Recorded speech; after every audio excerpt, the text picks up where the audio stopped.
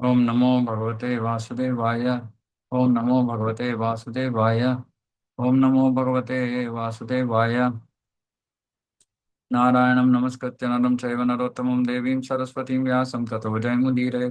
नष्टप्रायशो भद्रेषु नित्यं भागवत सेवया भगवती उत्तमश्लोके भक्तिर्भवति नैष्टिकी।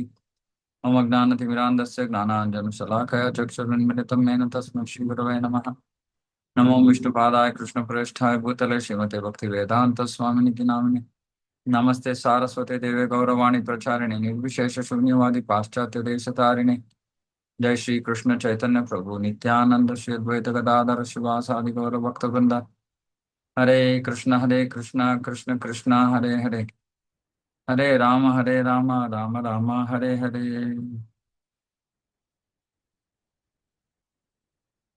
ಹರೇ ಕೃಷ್ಣ. ಇವತ್ತು ಶ್ರೀಮದ್ ಭಾಗವತ ಸ್ಕಂದ 1 ಅಧ್ಯಾಯ 2 ಶ್ಲೋಕ 7. ವಾಸುದೇವೇ ಭಗವತಿ ಭಕ್ತಿಯೋಗ ಪ್ರಯೋಜಿತಃ ಜನಯತ್ಯಾಶು ವೈರಾಗ್ಯಂ ಜ್ಞಾನಂ ಚ ಯದಹೈತುಕಂ. ವಾಸುದೇವೇ ಭಗವತಿ ಅಂದ್ರೆ ವಾಸುದೇವ ಕೃಷ್ಣ ಭಗವಾನ್ ಭಕ್ತಿಯೋಗ ಪ್ರಯೋಜಿತ. ಯಾವಾಗ ಆ, ಒಬ್ಬ ವ್ಯಕ್ತಿ ದೇವೋತ್ತಮ ಪರಮಪುರುಷ ಶ್ರೀ ಕೃಷ್ಣನಿಗೆ ಭಕ್ತಿ ಸೇವೆಯನ್ನ ಅರ್ಪಿಸ್ತಾನೋ, ಜನಯತಿ ಆಶು ವೈರಾಗ್ಯಂ, ತಕ್ಷಣವೇ, ಆಶು ಅಂದ್ರೆ ಬಹಳ ಬೇಗ, ತಕ್ಷಣವೇ, ವೈರಾಗ್ಯ ಜ್ಞಾನಂ, ಅಹಿತುಕಂ, ಅಹಿತುಕಂ ಅಂದ್ರೆ ಕಾರಣರಹಿತ, ಅಂದ್ರೆ ಜ್ಞಾನ ಮತ್ತೆ ಈ ಜಗತ್ತಿನಿಂದ ವೈರಾಗ್ಯ ಎರಡೂ ಕೂಡ ತಂತಾನೆ ಬಂದ್ಬಿಡತ್ತೆ, ಸಾಧ್ಯವಾಗೋಗುತ್ತೆ ಸುಮ್ಮನೆ ಭಗವಂತನಿಗೆ ಕೃಷ್ಣನಿಗೆ ಭಕ್ತಿ ಸೇವೆಯನ್ನ ಮಾಡೋದ್ರಿಂದ. ಅಂದ್ರೆ ಯಾರು ಭಕ್ತಿ ಸೇವೆಯನ್ನು ಮಾಡ್ತಾರೋ ಅವ್ರಿಗೆ ಜ್ಞಾನ ವೈರಾಗ್ಯ ಎರಡು ಜೊತೆಗೆ ಬರುತ್ತೆ. ಅದಕ್ಕೋಸ್ಕರ ಬೇರೆ ಏನು ಮಾಡೋ ಅವಶ್ಯಕತೆ ಇಲ್ಲ. ಜ್ಞಾನದ ಮಾರ್ಗದಲ್ಲಿ ಜ್ಞಾನಾರ್ಜನೆಗೆ ಅವರು ಪ್ರಯತ್ನವನ್ನ ಮಾಡಬೇಕು, ಅಥವಾ ಜ್ಞಾನದ ಮಾರ್ಗದಲ್ಲಿ ವೈರಾಗ್ಯವನ್ನು ಕೂಡ ಅವರು ವೈರಾಗ್ಯವನ್ನು ಬೆಳೆಸ್ಕೋಬೇಕು. ಆದ್ರೆ ಭಕ್ತಿ ಸೇವೆಯ ಮಾರ್ಗದಲ್ಲಿ ಇದಕ್ಕೆ ಬೇರೆಯಾದ ಪ್ರಯತ್ನದ ಅವಶ್ಯಕತೆ ಇಲ್ಲ. ಸುಮ್ಮನೆ ಕೃಷ್ಣನಿಗೆ ಭಕ್ತಿ ಸೇವೆಯನ್ನ ಮಾಡೋದ್ರಿಂದ ಏನಾಗುತ್ತೆ, ಜ್ಞಾನನೂ ಲಭ್ಯವಾಗತ್ತೆ, ವೈರಾಗ್ಯನೂ ಉತ್ಪತ್ತಿ ಆಗತ್ತೆ. ಪ್ರಭುಪಾದರು ಭಾವಾರ್ಥದಲ್ಲಿ ಬರೀತಾರೆ, ಕೆಲವರು ಈ ಭಕ್ತಿ ಸೇವೆಯನ್ನ ಏನೋ ಭೌತಿಕ ಸೆಂಟಿಮೆಂಟ್ ಅಂದ್ರೆ ಭಾವನೆ, ಭೌತಿಕ ಭಾವನೆ ತರ ಅವರು ಭಕ್ತಿ ಸೇವೆಯನ್ನ, ಕೃಷ್ಣನಡೆಗಿನ ಭಕ್ತಿಯನ್ನ ಆ ರೀತಿ ಯೋಚನೆ ಮಾಡ್ತಾರೆ, ಏನೋ ಭೌತಿಕ ಭಾವನೆ ತರ ಅಂತ. ಆ ಅವರು ಅಂತವ್ರು ಹೇಳ್ತಾರೆ, ಆ ಶಾಸ್ತ್ರದಲ್ಲಿ ಆ, ಯಜ್ಞ, ದಾನ, ತಪ, ಜ್ಞಾನ, ಯೋಗ, ಮತ್ತೆ ಇಂತಹ ಆಧ್ಯಾತ್ಮಿಕ ಸಾಕ್ಷಾತ್ಕಾರಕ್ಕಾಗಿ ಇರುವಂತಹ ಪ್ರಕ್ರಿಯೆಗಳನ್ನ ಶಾಸ್ತ್ರ ಶಿಫಾರಸ್ ಮಾಡಿದೆ. ಅವ್ರ ಪ್ರಕಾರ ಭಕ್ತಿ ಇಂತಹ ಉನ್ನತ ಮಟ್ಟದ ಕಾರ್ಯಗಳಲ್ಲಿ ತೊಡಗಕ್ಕೆ ಆಗದೆ ಇರೋರ್ಗೆ ಭಕ್ತಿ. ಸಾಮಾನ್ಯವಾಗಿ ಹೇಳ್ತಾರೆ, ಅದಕ್ಕೆ ಭಕ್ತಿ ಅಂದ್ರೆ ಶೂದ್ರರಿಗೆ, ವೈಶ್ಯರಿಗೆ, ಅಲ್ಪ ಬುದ್ಧಿ ಉಳ್ಳ ಜನರಿಗೆ, ಸ್ತ್ರೀಯರಿಗೆ ಇತ್ಯಾದಿ. ಆದ್ರೆ ಅದು ನಿಜವಾದ ವಿಷಯ ಅಲ್ಲ. ಭಕ್ತಿ ಎಲ್ಲ ಆಧ್ಯಾತ್ಮಿಕ ಅಥವಾ ಅಲೌಕಿಕ ಚಟುವಟಿಕೆಗಳಲ್ಲಿ ಅತಿ ಶ್ರೇಷ್ಠವಾದದ್ದು. ಹಾಗಾಗಿ ಕೃಷ್ಣ ಭಗವದ್ಗೀತೆಯಲ್ಲಿ ಹೇಳ್ತಾನೆ, ಸುಸುಖಂ ಕರ್ತುಂ ಅವ್ಯಯಂ. ಅದು ಅಲೌಕಿಕವಾದದ್ದು, ಮತ್ತೆ ಆದ್ರೆ ಅದೇ ಸಮಯದಲ್ಲಿ ಅದನ್ನ ಮಾಡೋದು ಬಹಳ ಸುಲಭ, ಭಕ್ತಿಯನ್ನ ಮಾಡೋದು. ಶುದ್ಧ ಭಕ್ತರಿಗೆ ಅದು ಅಲೌಕಿಕ ಸ್ತರದಲ್ಲಿರುತ್ತೆ. ಯಾರು ಭಗವಂತನ ಸಂಪರ್ಕಕ್ಕೆ ಬರಬೇಕು ಅನ್ನೋ ಗಂಭೀರ ಮನಸ್ಸನ್ನು ಹೊಂದಿದ್ದಾರೋ ಅಂತಹ ಶುದ್ಧ ಭಕ್ತರಿಗೆ ಅದು ಅಂತಹ ಆಧ್ಯಾತ್ಮಿಕ ಒಂದು ಸ್ಥಾನವನ್ನ ಪಡಿಬೋದು ಅವರು ಭಕ್ತಿಯಿಂದ. ಮತ್ತೆ ಹೊಸಬರಿಗೆ, ಯಾರು ಈಗ ತಾನೇ ಭಕ್ತಿಯ ಮನೆಯೊಳಗೆ ಕಾಲಿಡ್ತಾ ಇದಾರೋ ಅವ್ರಿಗೆ ಸುಲಭ. ಸೊ ಹಾಗಾಗಿ ಇದು ಸುಲಭನೂ ಮತ್ತೆ ಅತ್ಯುನ್ನತವಾದ ಒಂದು ಆ ಸಾಧನೆಯನ್ನು ಕೂಡ ಸಾಧ್ಯ ಅದರಿಂದ. ಹಾಗಾಗಿ ಭಕ್ತಿ ಎಲ್ಲಕ್ಕಿಂತ ಅತ್ಯುತ್ಕೃಷ್ಟವಾದದ್ದು, ಎಲ್ಲಾ ಅಲೌಕಿಕ ಚಟುವಟಿಕೆಗಳೇ ಅತ್ಯುತ್ಕೃಷ್ಟವಾದದ್ದು. ಅದು ಏಕಕಾಲದಲ್ಲೇ ಸುಲಭ, ಆದ್ರೂ ಬಹಳ ಶ್ರೇಷ್ಠ ಫಲಿತಾಂಶವನ್ನು ಕೊಡುತ್ತೆ. ಕೃಷ್ಣನ ಸಂಪರ್ಕವನ್ನು ಪಡೆಯೋದು ಒಂದು ಮಹಾ ವಿಜ್ಞಾನ. ಮತ್ತೆ ಅದು ಎಲ್ಲರಿಗೂ ಲಭ್ಯವಿದೆ. ಯಾರು ಶೂದ್ರರು, ವೈಶ್ಯರು, ಕೆಳಮಟ್ಟದ ಜಾತಿಯವರು ಹಾಗೆ ಹೇಳಕ್ಕಾಗಲ್ಲ. ಎಲ್ಲರಿಗೂ ಲಭ್ಯವಿದೆ. ದೊಡ್ಡ ಬ್ರಾಹ್ಮಣರಿಗೂ ಲಭ್ಯವಿದೆ, ಶೂದ್ರರಿಗೂ ಲಭ್ಯವಿದೆ, ವೈಶ್ಯರಿಗೂ ಲಭ್ಯವಿದೆ, ಮಹಾ ಆತ್ಮ ಸಾಕ್ಷಾತ್ಕಾರ ಪಡ್ಕೊಂಡಿರೋ ಜೀವಿಗಳಿಗೂ ಲಭ್ಯವಿದೆ, ಎಲ್ಲರಿಗೂ ಲಭ್ಯವಿದೆ. ಮತ್ತೆ ಈ ದಾನ, ಯಜ್ಞ, ದಾನ, ತಪ ಇವೆಲ್ಲ ಜೊತೆಗಿರುವಂತಹ ಅಂಶಗಳು. ಅಂದ್ರೆ ಮುಖ್ಯವಾದ ಅಂಶ ಅಲ್ಲ, ಭಕ್ತಿ ಮುಖ್ಯವಾದ ಅಂಶ. ಯಾರು ಭಕ್ತಿಯನ್ನ ಪಾಲನೆ ಮಾಡ್ತಾರೋ ಅವ್ರಿಗೆ ಇವೆಲ್ಲ ಜೊತೆಗೆ ಬರೋ ವಿಷಯ. ಅಂದ್ರೆ ಭಕ್ತಿಯ ಆಚರಣೆಯಿಂದ ಒಬ್ಬ ವ್ಯಕ್ತಿ ಸಹಜವಾಗಿಯೇ ದಾನವನ್ನ ಮಾಡ್ತಾನೆ, ತಪಗಳನ್ನ ಮಾಡ್ತಾನೆ, ವೈರಾಗ್ಯವನ್ನ ಬೆಳೆಸ್ಕೋತಾನೆ, ಜ್ಞಾನವನ್ನ ಪಡ್ಕೋತಾನೆ. ಇವೆಲ್ಲ ಭಕ್ತಿಯ ಜೊತೆಗೆ ಬರುವಂತ ವಿಷಯಗಳು. ಹಾಗಾಗಿ ಇವ್ಯಾವು ಕೂಡ ಭಕ್ತಿಗಿಂತ ಶ್ರೇಷ್ಠವಾದವಲ್ಲ. ಇದು ಬಹಳ ಮುಖ್ಯ. ಅಲೌಕಿಕ ಸಾಕ್ಷಾತ್ಕಾರದ ಮಾರ್ಗದಲ್ಲಿ ಈ ಜ್ಞಾನ ಮತ್ತೆ ವೈರಾಗ್ಯ ಎರಡೂ ಮುಖ್ಯವಾದ ಅಂಶಗಳು. ಇಡೀ ಆಧ್ಯಾತ್ಮಿಕ ಪ್ರಕ್ರಿಯೆ ಪರಿಪೂರ್ಣ ಜ್ಞಾನದ ಹಂತಕ್ಕೆ ನಮ್ಮನ್ನ ಕರ್ಕೊಂಡು ಹೋಗುತ್ತೆ. ಪರಿಪೂರ್ಣ ಜ್ಞಾನ ಅಂದ್ರೆ ಭೌತಿಕ, ಆಧ್ಯಾತ್ಮಿಕ ಎರಡೂ. ಮತ್ತೆ ಅಂತಹ ಪರಿಪೂರ್ಣ ಜ್ಞಾನದ ಫಲಿತಾಂಶ ಅಂದ್ರೆ ಒಬ್ಬ ವ್ಯಕ್ತಿ ಭೌತಿಕ ಆಕರ್ಷಣೆಯಿಂದ ನಿರ್ಲಿಪ್ತನಾಗಿ ಹೋಗ್ತಾನೆ ಅಥವಾ ವೈರಾಗ್ಯವನ್ನ ತಾಳ್ತಾನೆ. ಅದರಿಂದ ಅನಾಸಕ್ತನಾಗ್ತಾನೆ, ಆಧ್ಯಾತ್ಮಿಕ ಚಟುವಟಿಕೆಗಳಿಗೆ ಅಂಟ್ಕೋತಾನೆ. ಭೌತಿಕ ವಿಷಯಗಳಿಂದ ದೂರ ಆಗೋದು ಅಂದ್ರೆ ಜಡ ಆಗೋದಲ್ಲ, ಏನು ಕಾರ್ಯಗಳಿಲ್ಲದೆ ಸುಮ್ಮನೆ ಕೂತ್ಕೊಳ್ಳೋದಲ್ಲ. ಸಾಮಾನ್ಯವಾಗಿ ಅಲ್ಪಜ್ಞಾನ ಉಳ್ಳ ಜನರು ಆ ರೀತಿ ಯೋಚನೆ ಮಾಡ್ತಾರೋ. ವೈರಾಗ್ಯ ಅಂದ್ರೆ ಏನು ಮಾಡೋದಿಲ್ಲ, ಏನು ಕೆಲಸ ಇಲ್ಲ. ನೈಷ್ಕರ್ಮ ಅಂದ್ರೆ ಒಳ್ಳೇದು ಕೆಟ್ಟದ್ದು ಇರುವಂತಹ ಕೃತ್ಯಗಳಲ್ಲಿ ತೊಡಗದೆ ಇರೋದು, ಸಾಮಾನ್ಯ ಕರ್ಮದಲ್ಲಿ ತೊಡಗದೆ ಇರೋದು. ಸಾಮಾನ್ಯವಾದ ಕೆಲಸಗಳಲ್ಲಿ ತೊಡಗದೆ ಇರೋದು ಅಂದ್ರೆ ಶ್ರೇಷ್ಠ ಕಾರ್ಯಗಳಲ್ಲಿ ತೊಡಗಬಾರ್ದು ಅಂತ ಹೇಳ್ತಾ ಇಲ್ಲ. ಸಾಮಾನ್ಯ ಕಾರ್ಯಗಳಲ್ಲಿ ತೊಡಗಬಾರ್ದು. ಸಾಮಾನ್ಯ ಒಳ್ಳೇದು ಕೆಟ್ಟದ್ದು ಬರುವಂತ ಕಾರ್ಯಗಳಿಂದ ಸಾಮಾನ್ಯ ಕರ್ಮದಲ್ಲಿ, ಸಾಧಾರಣ ಕರ್ಮದಲ್ಲಿ ತೊಡಗಬಾರ್ದು. ಆದ್ರೆ ಶ್ರೇಷ್ಠವಾದ ಕರ್ಮ ಇದೆ, ಅದರಲ್ಲಿ ತೊಡಗಬೇಕು. ಮತ್ತೆ ಭೌತಿಕ ರೂಪಗಳಿಂದ ನಾನು ವೈರಾಗ್ಯವನ್ನ ತಳ್ತಿದ್ದೀನಿ ಅಂದ್ರೆ ಆಧ್ಯಾತ್ಮಿಕ ರೂಪದೆಡೆಗೆ ವೈರಾಗ್ಯ ಇರಬೇಕು ಅಂತಲ್ಲ. ಹಾಗಾಗಿ ಈ ವೈರಾಗ್ಯ, ಇದು ನೈಷ್ಕರ್ಮ ಇವೆಲ್ಲ ಭೌತಿಕ ವಿಷಯಕ್ಕೆ ಭೌತಿಕತೆಗೆ ಸಂಬಂಧಿತವಾದದ್ದು, ಆಧ್ಯಾತ್ಮಿಕತೆಗೆ ಅಲ್ಲ. ನೈಷ್ಕರ್ಮ ಅಂದ್ರೆ ಭೌತಿಕ ಚಟುವಟಿಕೆಗಳನ್ನ ನಿಲ್ಲಿಸಿ ಆಧ್ಯಾತ್ಮಿಕ ಚಟುವಟಿಕೆಗಳನ್ನ ಮಾಡಿ. ವೈರಾಗ್ಯ ಅಂದ್ರೆ ಭೌತಿಕ ವಿಷಯಗಳಿಂದ ವೈರಾಗ್ಯವನ್ನ ತಾಳಿ ಆಧ್ಯಾತ್ಮಿಕ ವಿಷಯಗಳೆಡೆಗೆ ಆಸಕ್ತಿಯನ್ನ ಬೆಳೆಸ್ಕೊಳ್ಳಿ. ಮತ್ತೆ ಯಾವಾಗ ನಾವು ಈ ಸಕಾರಾತ್ಮಕ ವಿಷಯಗಳು, ಆಧ್ಯಾತ್ಮಿಕ ವಿಷಯಗಳೆಡೆಗೆ ನಾವು ಆಕರ್ಷಣೆಯನ್ನು ಬೆಳೆಸ್ಕೋತೀವಿ, ಒಂದು ಸಾಕ್ಷಾತ್ಕಾರವನ್ನು ಪಡ್ಕೋತೀವೋ, ಈ ಬೇಡದೆ ಇರುವಂತ ವಿಷಯಗಳು, ಭೌತಿಕ ವಿಷಯಗಳು ತಂತಾನೆ ಅದು ಹೊರಗಡೆ ಹೊಟ್ಟೋಗ್ಬಿಡುತ್ತೆ. ಹಾಗಾಗಿ ಇದಕ್ಕೆ ನಾವೇನು ಬೇರೆ ಮಾಡೋ ಅವಶ್ಯಕತೆ ಇಲ್ಲ. ಕೃಷ್ಣ ಭಗವದ್ಗೀತೆ ಎಲ್ಲ ಹೇಳ್ತಾನೆ, ತ್ರೈಗುಣ್ಯ ವಿಷಯ ವೇದ ನಿಸ್ತ್ರೈಗುಣ್ಯ ಭವಾರ್ಜುನ. 3 ಗುಣಗಳಿಂದ ಮೇಲೇಳು. ವಿಷಯ ವಿನಿವರ್ತಂತೆ ನಿರಾಹಾರಸ್ಯ ದೇಹಿನಃ ರಸವರ್ಜಂ ರಸೋಪ್ಯಸ್ಯ ಪರಂ ದೃಷ್ಟ ನಿವರ್ತತೆ. ಉತ್ತಮವಾದ ರುಚಿಯನ್ನ ಅನುಭವಿಸು. ಉತ್ತಮವಾದ ಭಕ್ತಿಯಲ್ಲಿ ಉತ್ತಮವಾದ ರುಚಿಯನ್ನ ಅನುಭವಿಸಿದ ತಕ್ಷಣ ಕೆಳಮಟ್ಟದ ರುಚಿಗಳು ಎಲ್ಲ ಕಣ್ಮರೆ ಆಗತ್ತೆ, ಹೊರಟೋಗತ್ತೆ. ಇನ್ನೇನು ನಾವು ಬೇರೆ ಏನು ಮಾಡ್ಬೇಕಾಗಿಲ್ಲ, ಸುಮ್ಮನೆ ಭಕ್ತಿಯನ್ನ ಸರಿಯಾಗಿ ಮಾಡ್ಬೇಕು. ಪ್ರಾಮಾಣಿಕತೆಯಿಂದ ಮತ್ತೆ ಗಂಭೀರ ಮನೋಭಾವದಿಂದ ನಾವು ಭಕ್ತಿಯನ್ನ ಮಾಡ್ಬೇಕಷ್ಟೇ. ಹ್ಮ್ ಹಾಗಾಗಿ ಅದನ್ನ ಮಾಡಿದಾಗ ಆಟೋಮ್ಯಾಟಿಕ್ ಆಗಿ ಒಬ್ಬ ವ್ಯಕ್ತಿ ಭೌತಿಕ ಇಂದ್ರಿಯ ಭೋಗದಿಂದ ಹೊರಗಡೆ ಬಂದ್ಬಿಡ್ತಾನೆ. ಅವನು ಶುದ್ಧ ಭಕ್ತ. ಶುದ್ಧ ಭಕ್ತ ಅಂದ್ರೆ ಭಕ್ತಿಯ ಆಚರಣೆಯಿಂದ ಅವನು ಭೌತಿಕ ವಿಷಯಗಳಲ್ಲಿ ಮುಳುಗೋದನ್ನ ನಿಲ್ಲಿಸ್ತಾನೆ, ತೊಡಗೋದನ್ನ ನಿಲ್ಲಿಸ್ತಾನೆ. ಯಾಕಂದ್ರೆ ಅವನಿಗೆ ಉನ್ನತ ರುಚಿ ಆಸ್ವಾದನೆ ಆಗಿದೆ. ಹಾಗಾಗಿ ಅವನು ಕೆಳಮಟ್ಟದ ರುಚಿಗೆ ಅಂಟ್ಕೊಳ್ಳಲ್ಲ, ಅಲ್ಲಿ ಸಿಕ್ಕಾಕೊಳ್ಳಲ್ಲ. ಹ್ಮ್ ಮತ್ತೆ ಇದನ್ನ ನಾವು ಸುಮ್ನೆ ಒಣ ತರ್ಕದಿಂದ ನಾವ್ ಇದನ್ನ ಪಡ್ಕೊಳಕ್ಕಾಗಲ್ಲ.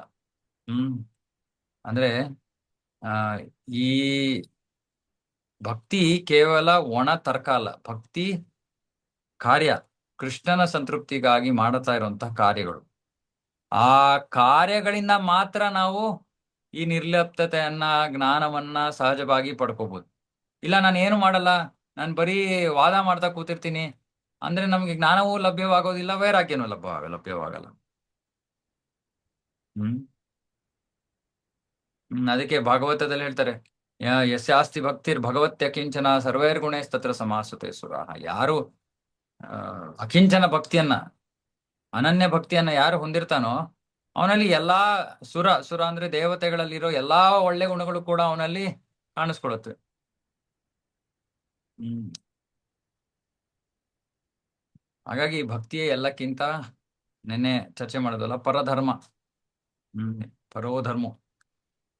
ಸೊ ಇಲ್ಲಿ ನಾವು ಅರ್ಥ ಮಾಡ್ಕೋಬೇಕು, ಜ್ಞಾನ ವೈರಾಗ್ಯ ಜೊತೆ ಜೊತೆಗೆ ಬರುತ್ತೆ ಭಕ್ತಿಯನ್ನ ಮಾಡಿದಾಗ. ಹ್ಮ್ ವೈರಾಗ್ಯದ ಬಗ್ಗೆ ವಿವರಣೆ ಕೊಟ್ಟೆ ನಾನು. ಜ್ಞಾನ ಹೇಗೆ ಬರುತ್ತೆ? ಜ್ಞಾನ ದದಾಮಿ ಬುದ್ಧಿ ಯೋಗಂ ತಮ್ ಏನ ಮಾಂ ಉಪಯಾಂತಿತೆ ಅಂತ ಕೃಷ್ಣ ಹೇಳ್ತಾನೆ. ಹ್ಮ್ ಒಳಗಿನಿಂದ ತೇನೇ ಬ್ರಹ್ಮಹೃದಯಾಧಿಕವೇ. ಬ್ರಹ್ಮನಿಗೆ ಜ್ಞಾನ ಯಾರು ಕೊಟ್ಟಿದ್ದು?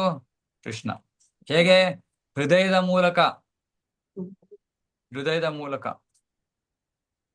ಹಾಗಾಗಿ ಭಕ್ತಿಯನ್ನ ಯಾರು ಪರಿಶುದ್ಧ ಭಕ್ತಿಯನ್ನ ಮಾಡ್ತಾರೋ ಅವರು ಯಾವ ಪುಸ್ತಕವನ್ನ ಓದ್ದೇನೆ ಅವ್ರಿಗೆ ಅವಶ್ಯಕ ಜ್ಞಾನ ಲಭ್ಯವಾಗುತ್ತೆ.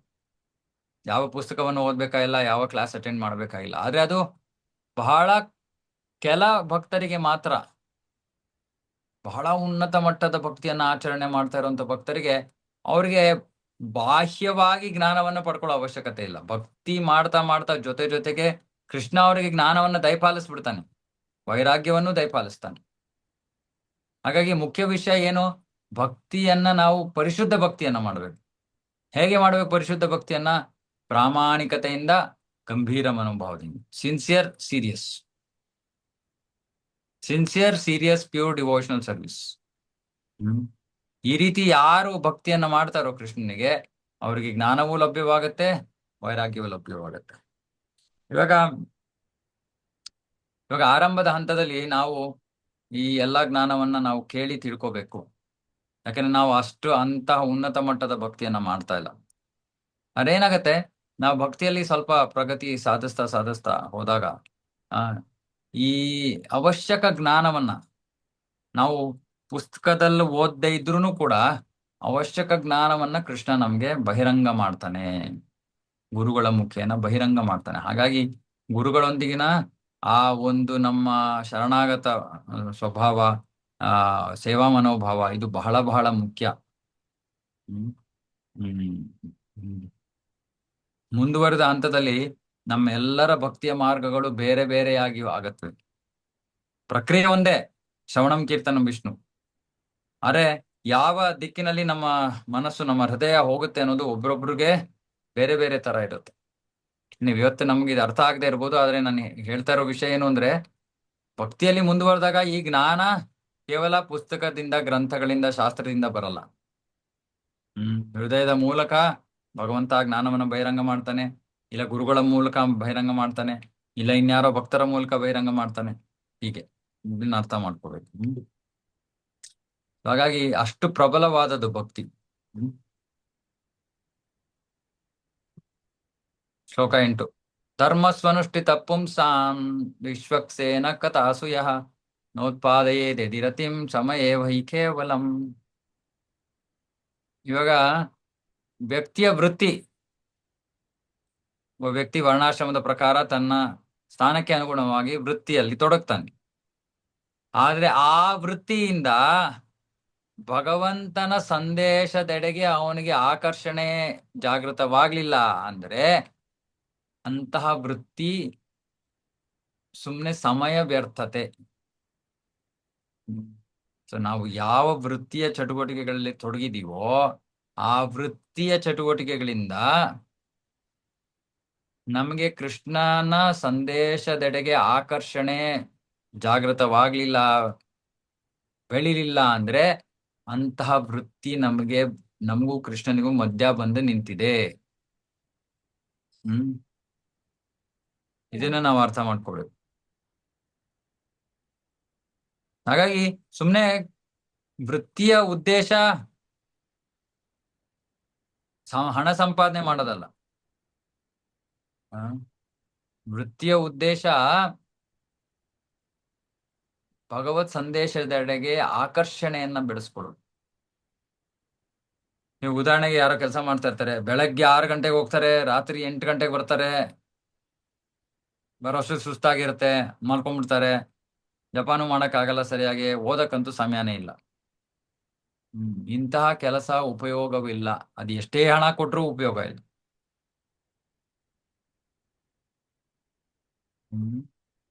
ಇವಾಗ ಯಾರು ಒಟ್ಟು ಭೌತಿಕವಾದಿ ಇರ್ತಾನ, ಅವನ ಜೀವನದ ಉದ್ದೇಶ ಇಂದ್ರಿಯ ಭೋಗ, ಅವನಿಗೇನೇನೋ ಗೊತ್ತೇ ಇಲ್ಲ.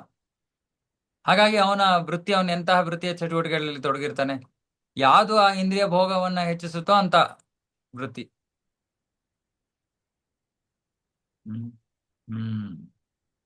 ಒಂದು ದೇಹಕ್ಕೆ ಸಂಬಂಧಿತವಾದದ್ದು ಇಂದ್ರಿಯ ಭೋಗ, ಇದು ಪ್ರಾಣಿಗಳ ಮನೋಭಾವ. ಆಮೇಲೆ ಸ್ವಲ್ಪ ಮನುಷ್ಯರ ಕಡೆಗೆ ಬರ್ತಾ ಇದ್ರೆ ಏನಾಗುತ್ತೆ, ಆ ಒಂದು ಸ್ವಾರ್ಥ, ನನ್ನ ಇಂದ್ರಿಯ ಭೋಗ ಅನ್ನೋ ಸ್ವಾರ್ಥ ಸ್ವಲ್ಪ ವಿಸ್ತೃತವಾಗತ್ತೆ.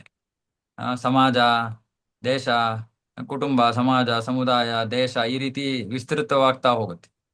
ಅರೆ ಎಲ್ಲವೂ ಇಂದ್ರಿಯ ಭೋಗನೇ. ಇವರು ಒಟ್ಟು ಭೌತವಾದಿಗಳು, ಇವರನ್ನ ಕರ್ಮಿಗಳು ಅಂತ ಕರೀತಾರೆ. ಈ ಕರ್ಮಿಗಳ ಮೇಲೆ ಮಾನಸಿಕ ಊಹಾಪೋಹಕರಿರ್ತಾರೆ, ಅಂದ್ರೆ ಜ್ಞಾನಿಗಳು. ಅವ್ರಿಗೆ ಗೊತ್ತಾಗ್ಬಿಟ್ಟಿದೆ, ಅಯ್ಯೋ ಏನ್ ಕೆಲಸ ಮಾಡಿದ್ರು ನಮಗೆ ಸಂತೋಷ ಸಿಗಲ್ಲ. ಸೊ ಅವ್ರೇನ್ ಮಾಡ್ತಾರೆ, ಅಂತಹ ವೃತ್ತಿ ಕರ್ತವ್ಯಗಳನ್ನ ಬಿಟ್ಬಿಟ್ಟು ಇತಿಹಾಸ ಅಥವಾ ತತ್ವಜ್ಞಾನ, ಕಾವ್ಯ ಅಂತ ಅಲ್ಲಿ ಇಲ್ಲಿ ಸಿಗಾಕೋತಾರೆ. ಅದು ಕೂಡ ದೇಹ ಮತ್ತು ಮನಸ್ಸಿಗೆ ಸಂಬಂಧಿತವಾದ ವಿಷಯಗಳು. ಒಟ್ಟು ಭೌತವಾದಿಗಳು ಸುಮ್ಮನೆ ಪ್ರಾಣಿಗಳ ತರ ದೇಹದ ಮಟ್ಟದಲ್ಲಿರ್ತಾರೆ, ಜ್ಞಾನಿಗಳು ಮನಸ್ಸಿನ ಮಟ್ಟದಲ್ಲಿರ್ತಾರೆ. ಅದರ ಮೇಲೆ, ದೇಹ ಮನಸ್ಸಿನ ಮೇಲೆ ಇರೋದು ಆತ್ಮ. ಆತ್ಮ ಇಲ್ಲದೆ ಇದೆಲ್ಲ ಯಾವುದು ಉಪಯೋಗ ಇಲ್ಲ. ಆದ್ರೆ ಅಲ್ಪ ಬುದ್ಧಿಯುಳ್ಳ ಜನರಿಗೆ ಈ ಆತ್ಮದ ಅವಶ್ಯಕತೆಗಳು ಗೊತ್ತಿಲ್ಲ. ಆತ್ಮ ಹೇಗೆ ಈ ದೇಹ ಮತ್ತು ಮನಸ್ಸನ್ನ ಮೀರಿರುವಂಥದ್ದು, ಅಂತ ಜ್ಞಾನ ಅವ್ರಿಗಿಲ್ಲ. ಮತ್ತೆ ಅವ್ರು ಎಂತಹ ವೃತ್ತಿಯನ್ನ ಮಾಡಿದ್ರು ಕೂಡ ಅವ್ರಿಗೆ ತೃಪ್ತಿ ಸಿಗೋದಿಲ್ಲ.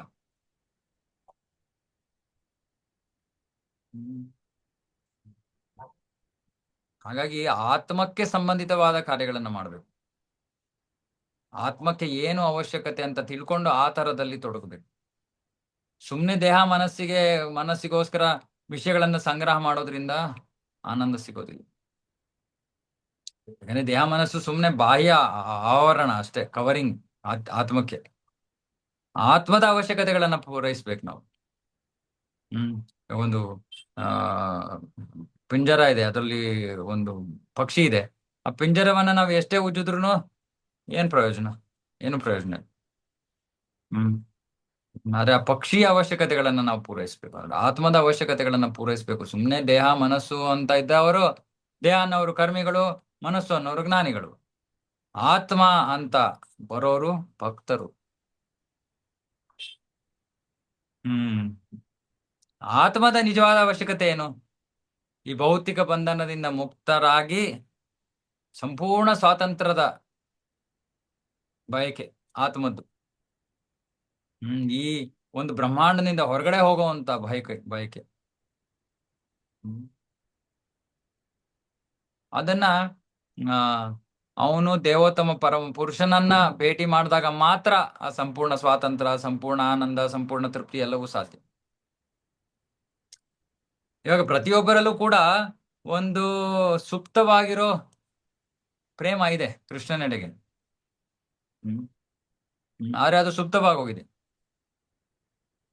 ಮತ್ತೆ ಆ ಪ್ರೇಮ ವಿಕೃತವಾಗಿ ಶರೀರದ ಮೂಲಕ ಪ್ರಕಟವಾಗ್ತಾ ಇದೆ. ಭೌತಿಕ ಆಕರ್ಷಣೆ, ಈ ಕೃಷ್ಣನೆಡೆಗಿನ ಆಕರ್ಷಣೆ ವಿಕೃತ ರೂಪ, ಪರ್ವರ್ಟೆಡ್. ಹಾಗಾಗಿ ನಮ್ಮ ವೃತ್ತಿ ಯಾವ ತರ ಇರಬೇಕು ಅಂದ್ರೆ ಈ ದಿವ್ಯ ಪ್ರಜ್ಞೆಯನ್ನು ಜಾಗೃತಗೊಳಿಸುವಂತಹ ವೃತ್ತಿಯಲ್ಲಿ ನಾವು ತೊಡಗಬೇಕು. ಯಾಕಂದ್ರೆ ಆಗ್ಲೇ ನಾವು ಈ ಒಂದು ವಿಕೃತ ಆಕರ್ಷಣೆಯಲ್ಲಿ ಮುಳುಗೋಗ್ಬಿಟ್ಟಿದೀವಿ. ಈ ವೃತ್ತಿ ನಮ್ಮನ್ನ ಇನ್ನಷ್ಟು ಅದರಲ್ಲಿ ಮುಳುಗಿಸಿದ್ರೆ ಏನ್ ಪ್ರಯೋಜನ? ಏನು ಪ್ರಯೋಜನ ಇಲ್ಲ. ಹಾಗಾಗಿ ವೃತ್ತಿ ನಮ್ಮಲ್ಲಿರೋ ದಿವ್ಯ ಪ್ರಜ್ಞೆಯನ್ನು ಜಾಗೃತಗೊಳಿಸೋದಕ್ಕೆ ಸಹಾಯ ಆಗ್ಬೇಕು. ಅದು ವೃತ್ತಿನ ನೇರವಾಗಿ ಆಗಲ್ಲ. ಅದಕ್ಕೆ ಆ ದಿವ್ಯ ಪ್ರಜ್ಞೆ ಜಾಗೃತವಾಗಬೇಕು ಅಂದ್ರೆ ನಾವು ಶ್ರವಣ ಕೀರ್ತನದಲ್ಲಿ ತೊಡಗಬೇಕು. ಆ ಶ್ರವಣ ಕೀರ್ತನ, ಭಗವಂತನ ಚಟುವಟಿಕೆಗಳ, ಲೀಲೆಗಳ ಶ್ರವಣ ಕೀರ್ತನಕ್ಕೆ ನಮಗೆ ಸಮಯ ಬೇಕು. ಇವಾಗ ಯಾವ ವೃತ್ತಿ ನಮಗೆ ಶ್ರವಣ ಕೀರ್ತನಕ್ಕೆ ಸಮಯ ಕೊಡೋದಿಲ್ವೋ ಅದು ಸಮಯ ಬೀರ್ತದೆ. ಯಾಕಂದ್ರೆ ನಮ್ಮ ವೃತ್ತಿಯ ನಮಗೆ ಮುಕ್ತಿಯನ್ನ ಕೊಡಲ್ಲ. ಹಾಗಾಗಿ ಈ ಭಕ್ತಿಗೆ ನಮಗೆ ಸಮಯ ಬೇಕು. ಇದು ಶರಣಾಗತಿಯ ಒಂದು ಭಾಗ. ಶರಣಾಗತಿ ಅಂದ್ರೆ ಅನುಕೂಲ್ಯಸ್ಯ ಸಂಕಲ್ಪ, ಪ್ರಾತಿಕೂಲ್ಯಸ್ಯ ವರ್ಜನಂ. ಯಾವುದು ಭಕ್ತಿಗೆ ಅನುಕೂಲಕರವಾಗಿರುತ್ತೋ ಅಂತಹ ಚಟುವಟಿಕೆಗಳಲ್ಲಿ ನಾವು ತೊಡಗಬೇಕು. ಯಾವುದು ಪ್ರತಿಕೂಲವಾಗಿರುತ್ತೋ ಅಂತಹದನ್ನು ತ್ಯಜಿಸಬೇಕು. ಉದಾಹರಣೆಗೆ ನಮ್ಮ ಕೆಲಸದಿಂದ ನಮಗೆ ಭಕ್ತಿ ಮಾಡಕ್ ಸಮಯನೇ ಇಲ್ಲ ಅಂದ್ರೆ ಒಳ್ಳೆ ಕೆಲಸ ಅಲ್ಲ ಅದು. ಅದು ಎಷ್ಟೇ ದುಡ್ಡು ಕೊಟ್ರು ಇದನ್ನ ಅರ್ಥ ಮಾಡ್ಕೋಬೇಕು ನಾವು. ಇಲ್ಲಾಂದ್ರೆ ಈ ಹಾತೊರಿತಾ ಇರೋ ಆತ್ಮ, ಅದಕ್ಕೆ ಆನಂದ, ತೃಪ್ತಿ ಅನ್ನೋದು ಸಿಗೋದೇ ಇಲ್ಲ. ಕೇವಲ ಭಕ್ತಿ ಸೇವೆಯಿಂದ ಮಾತ್ರ ಆತ್ಮಕ್ಕೆ ಅಹೈತುಕಿ ಅಪ್ರತಿಹತ ಏ ಆತ್ಮ ಸುಪ್ರಸಿದ್ಧತಿ. ನೆನ್ನೆ ಓದಿದ್ವಿ. ಅಹೈತುಕಿ, ಯಾವ ಕಾರಣವೂ ಇಲ್ಲ ಆ ಭಕ್ತಿಗೆ. ಅಪ್ರತಿಹತ, ಯಾವ ಭೌತಿಕ ಸನ್ನಿವೇಶವೂ ಅದನ್ನ ತಡೆಯಕ್ಕಾಗಲ್ಲ. ಅಂತಹ ಭಕ್ತಿಯಿಂದ ಆತ್ಮ ಸುಪ್ರಸಿದ್ಧತಿ. ಪ್ರಸೀದತಿ ಅಂದ್ರೆ ಪ್ರಸನ್ನನಾಗ್ತಾನೆ. ಸುಪ್ರಸಿದ್ಧಿ ಅಂದ್ರೆ ಬಹಳ ಸಂಪೂರ್ಣವಾಗಿ ಪ್ರಸನ್ನನಾಗ್ತಾನೆ. ಹಾಗಾಗಿ ಆ ಭಕ್ತಿ ಮಾಡೋದಕ್ಕೆ ನಮ್ಮ ವೃತ್ತಿ ಅಡ್ಡಿ ಬರಬಾರ್ದು, ಸಹಾಯ ಮಾಡ್ಬೇಕು. ಸಹಾಯ ಮಾಡೋದು ಆಗಿರ್ಲಿ. ಈಗಿನ ಕಾಲದಲ್ಲಿ ಎಲ್ಲಾ ವೃತ್ತಿಗಳು ಹೆಚ್ಚು ಕಡಿಮೆ ಭಕ್ತಿಯನ್ನ ನಾಶ ಮಾಡಕ್ಕೆ ಹೊರಟಿವಿ. ಇಲ್ಲ, ಕರ್ಮದಲ್ಲಿ ನಾವು ಮಾಡ್ತಾ ಇರೋ ವೃತ್ತಿಯಲ್ಲಿ ಬಹಳ ಉಗ್ರ ಕರ್ಮ ಇದೆ, ಪಾಪ ಕೃತ್ಯವನ್ನ ಮಾಡ್ತಾ ಇದೀವಿ, ಅದು ಒಳ್ಳೇದಲ್ಲ. ಸೊ ಹೀಗೆ ಮುಖ್ಯವಾಗಿ ನಮಗೆ ಭಕ್ತಿಯನ್ನ ಮಾಡಕ್ಕೆ ಸಮಯ ಬೇಕು. ನಮ್ಮ ವೃತ್ತಿ ನಮಗೆ ಸಮಯ ಕೊಡ್ಲಿಲ್ಲ ಅಂದ್ರೆ ಅದು ಒಳ್ಳೇದಲ್ಲ.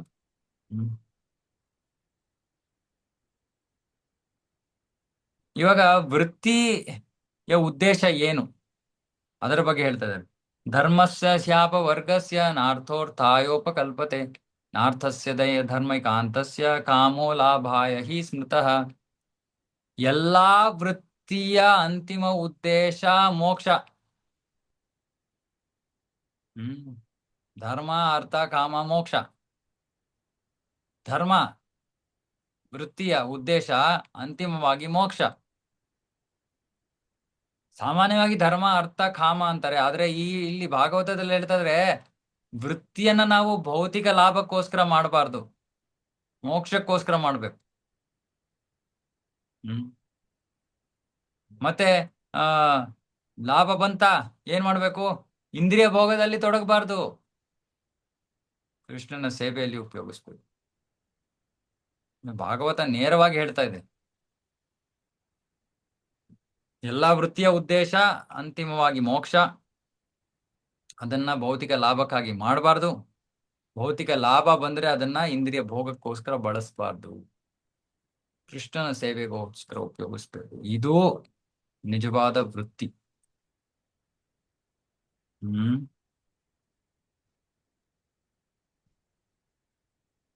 ಕೆಲವರು ಯೋಚನೆ ಮಾಡ್ತಾರೆ ಧರ್ಮದ ಉದ್ದೇಶನೇ ಇಂದ್ರಿಯ ಭೋಗ ಅಥವಾ ಭೌತಿಕ ಲಾಭ ಅಲ್ವಾ. ದೇವಸ್ಥಾನಕ್ಕೆ ಹೋಗೋದು, ನಂಗೆ ಇದ್ ಕೊಡಪ್ಪ, ನಂಗೆ ಅದ್ ಕೊಡಪ್ಪ, ಏನು ಭೌತಿಕ ಲಾಭ. ಹ್ಮ್. ಹಾಗಾಗಿ ಏನೋ ಒಂದು ವೃತ್ತಿ ಮಾಡಿದ್ರು ಸರಿ, ಧರ್ಮ ಮಾಡಿದ್ರು ಸರಿ, ಉದ್ದೇಶ ಭೌತಿಕ ಲಾಭ ಜನರಿಗೆ ಸಾಮಾನ್ಯವಾಗಿ. ವೈದಿಕ ಶಾಸ್ತ್ರಗಳಲ್ಲೂ ಅಷ್ಟೇ, ಏನಾದ್ರೂ ಒಂದು ಧಾರ್ಮಿಕ ಕಾರ್ಯ ಮಾಡ್ಬೇಕಾ, ಓ ಈ ಕಾರ್ಯ ಮಾಡಿದ್ರೆ ನಿಮ್ಗೆ ಈ ಭೌತಿಕ ಲಾಭ ಬರುತ್ತೆ ಅಂತ ಹೇಳ್ತಾರೆ. ಓ ಅವಾಗ ಜನರು ಆಕರ್ಷಿತರಾಗಿ ಹೋಗ್ತಾರೆ. ಓ ನಾನ್ ಮಾಡ್ತೀನಿ, ಧರ್ಮವನ್ನ ಪಾಲನೆ ಮಾಡ್ತೀನಿ. ಹ್ಮ್. ಹ್ಮ್. ಭೌತಿಕ ಲಾಭ ಯಾಕೆ? ಓ ನನ್ನ ಆಸೆಗಳನ್ನ ಪೂರೈಸ್ಕೊಳ್ಳಕ್ಕೆ. ಆಸೆಗಳನ್ನ ಪೂರೈಸ್ಕೊಳ್ಳೋ ಅಂದ್ರೆ ಇಂದ್ರಿಯ ಭೋಗದಲ್ಲಿ ತೊಡಗೋದು. ಹಾಗಾಗಿ ಧರ್ಮ ಮಾಡೋದು ಯಾಕೆ? ಆ ಅರ್ಥ, ಹಣ. ಅರ್ಥದಿಂದ ಕಾಮ, ನನ್ನ ಬಯಕೆಗಳನ್ನ ಪೂರೈಸ್ಕೊಳ್ಳೋದು. ಆಮೇಲೆ ನಾಲ್ಕನೇ ಹಂತಕ್ಕೆ ಯಾರು ಬರೋದೇ ಇಲ್ಲ.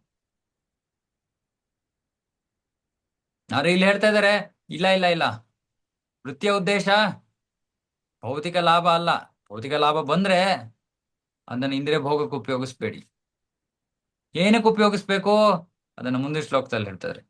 ಕಾಮಸ್ಯ ನೇಂದ್ರಿಯ ಪ್ರೀತಿರ್ ಲಾಭೋ ಜೀವೇತ ಯಾವತ ಜೀವಸ್ಯ ತತ್ವ ಜಿಜ್ಞಾಸಾ ನಾರ್ಥೋ ಯಶ್ಚೇಹ ಕರ್ಮಭಿಃ. ಹ್ಮ್. ಕಾಮಸ್ಯ ನೇಂದ್ರಿಯ ಪ್ರೀತಿ, ಕಾಮ ಜೀವನದಲ್ಲಿ ಆಸೆಗಳು ಅಂದ್ರೆ ಆಸೆಗಳು ಇಂದ್ರಿಯ ಭೋಗದೆಡೆಗೆ ನಿರ್ದೇಶಿತವಾಗಿರಬಾರ್ದು. ಅಂದ್ರೆ ಆಸೆಗಳು ಭೌತಿಕ ಇಂದ್ರಿಯ ಭೋಗ ಅಲ್ಲ. ಏನ್ ಆಸೆ ಇಟ್ಕೋಬಹುದು ವ್ಯಕ್ತಿ? ಇಂದ್ರಿಯ ಭೋಗದ ಆಸೆ ಅಲ್ಲ, ಆರೋಗ್ಯವಾದ ಜೀವನ, ಅಥವಾ ಆ ಲಾಭೋ ಜೀವೇತ, ಜೀವಂತವಾಗಿರ್ಬೇಕು. ನಮ್ಮ ಅಂದ್ರೆ ಎಷ್ಟು ಬೇಕೋ ಅಷ್ಟು ದೇಹವನ್ನ ಒಳ್ಳೆಯ ಸ್ಥಿತಿಯಲ್ಲಿ ಇಟ್ಕೊಂಡು ಮನುಷ್ಯ ದೇಹವನ್ನ ಉಳಿಸ್ಕೊಳ್ಳೋದು, ಇಷ್ಟೇ ಆಸೆ. ಯಾಕೆ? ಯಾಕಂದ್ರೆ ಮನುಷ್ಯ ಜೀವನದಲ್ಲೇ ಒಬ್ಬ ವ್ಯಕ್ತಿ ಪರಮ ಸತ್ಯದ ಬಗ್ಗೆ ಪ್ರಶ್ನೆ ಮಾಡ್ಬೋದು. ಹಾಗಾಗಿ ಇದು ಬಿಟ್ಟು ವೃತ್ತಿ ಅಥವಾ ಯಾವ ಕೆಲಸದ ಉದ್ದೇಶ ಬೇರೆ ಏನೂ ಇರಬಾರ್ದು. ಸುಮ್ಮನೆ ದೇಹ ಮತ್ತೆ ಮನಸ್ಸನ್ನ ಒಟ್ಟಿಗೆ, ದೇಹ ಮತ್ತೆ ಆತ್ಮವನ್ನ ಒಟ್ಟಿಗೆ ಇಡೋದು, ಅಂದ್ರೆ ಜೀವಂತವಾಗಿರೋದು ಅಷ್ಟೇ. ಅದಕ್ಕೆ ಏನ್ ಬೇಕೋ ಆಹಾರ, ನಿದ್ದೆ, ಮನೆ, ಬಟ್ಟೆ ಇತ್ಯಾದಿ ಇಷ್ಟು. ಆದ್ರೆ ಇಂದ್ರಿಯ ಭೋಗ ಅಲ್ಲ. ನಮ್ಮ ಆಸೆಗಳು ಇಂದ್ರಿಯ ಭೋಗದ ಆಸೆಗಳನ್ನ ನಾವು ಇಟ್ಕೋಬಾರ್ದು. ಸುಮ್ಮನೆ ಜೀವಂತವಾಗಿರ್ಬೇಕು, ಪರಮ ಸತ್ಯದ ಬಗ್ಗೆ ಪ್ರಶ್ನೆ ಮಾಡ್ಬೇಕು, ಆಮೇಲೆ ಆ ಭಗವಂತನ ನಾಮಕ್ಕೆ ಹೋಗ್ಬೇಕು, ಇಷ್ಟೇ ನಮ್ಮ ಆಸೆ ಇರ್ಬೇಕು. ಆದ್ರೆ ಈ ಇವತ್ತಿನ ಭೌತಿಕ ಒಂದು ಸಮಾಜ, ಹ್ಮ್ ಇದು ಸಂಪೂರ್ಣವಾಗಿ ಇಂದ್ರಿಯ ಭೋಗದ ಬಯಕೆಗಳ ಹಿಂದೆ ಓಡ್ತಾ ಇದೆ. ಇಂಥ ಸಮಾಜದಲ್ಲಿ ಎಲ್ಲಾ ಕ್ಷೇತ್ರಗಳಲ್ಲೂ ಅಂತಿಮವಾದ ಗುರಿ ಇಂದ್ರಿಯ ಭೋಗ.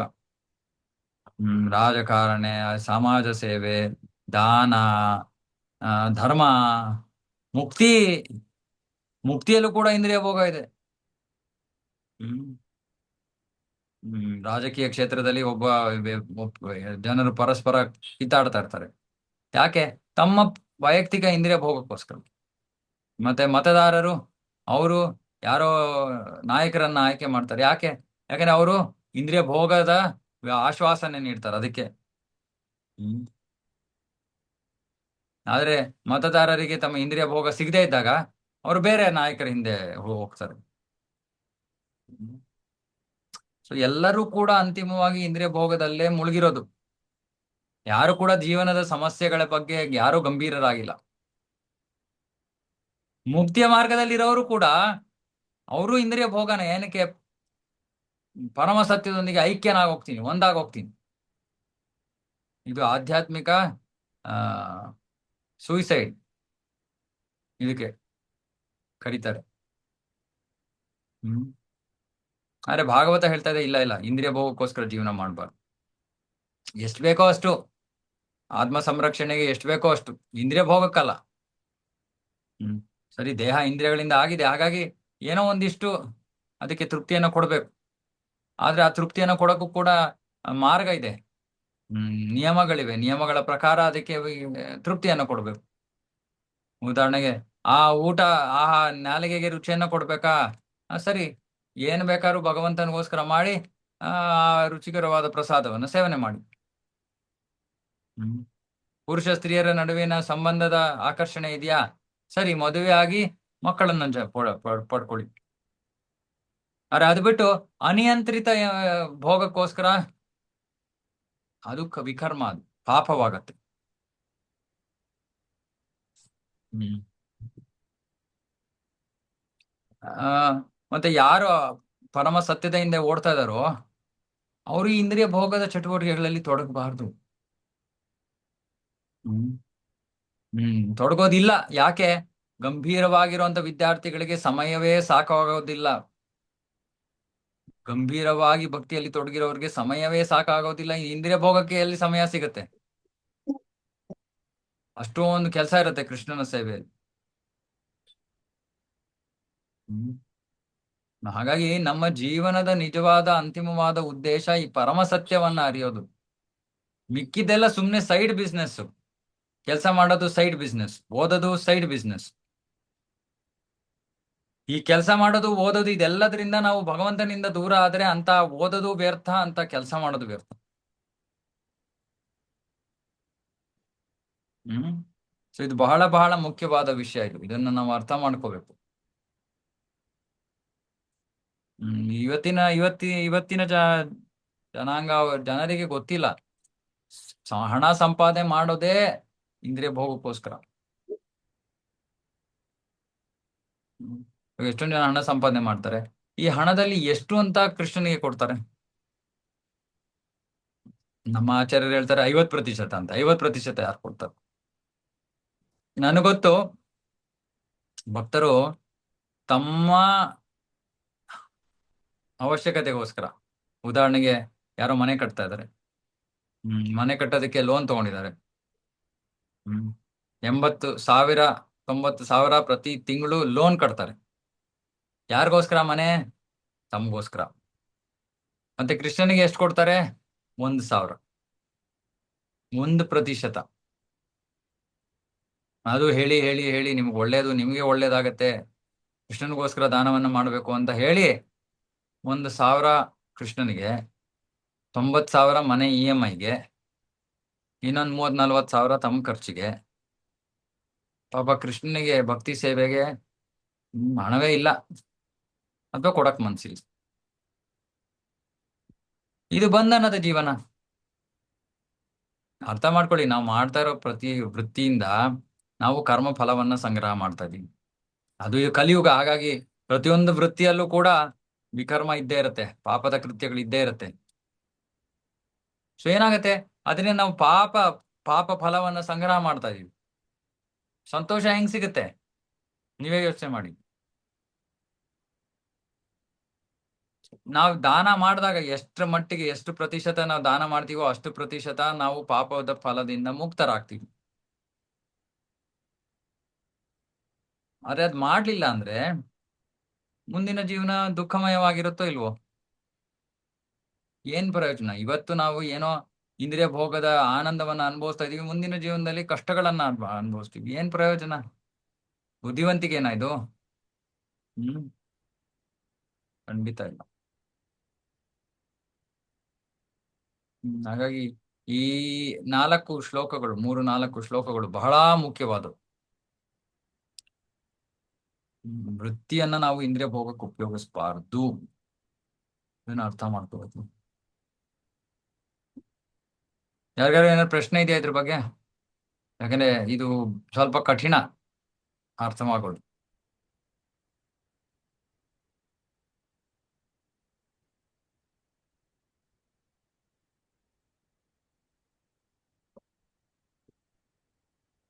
ಓಕೆ, ಪ್ರಶ್ನೆ ಇಲ್ಲ ಅಂದ್ರೆ ಹರೇ ಕೃಷ್ಣ ಪ್ರಭು.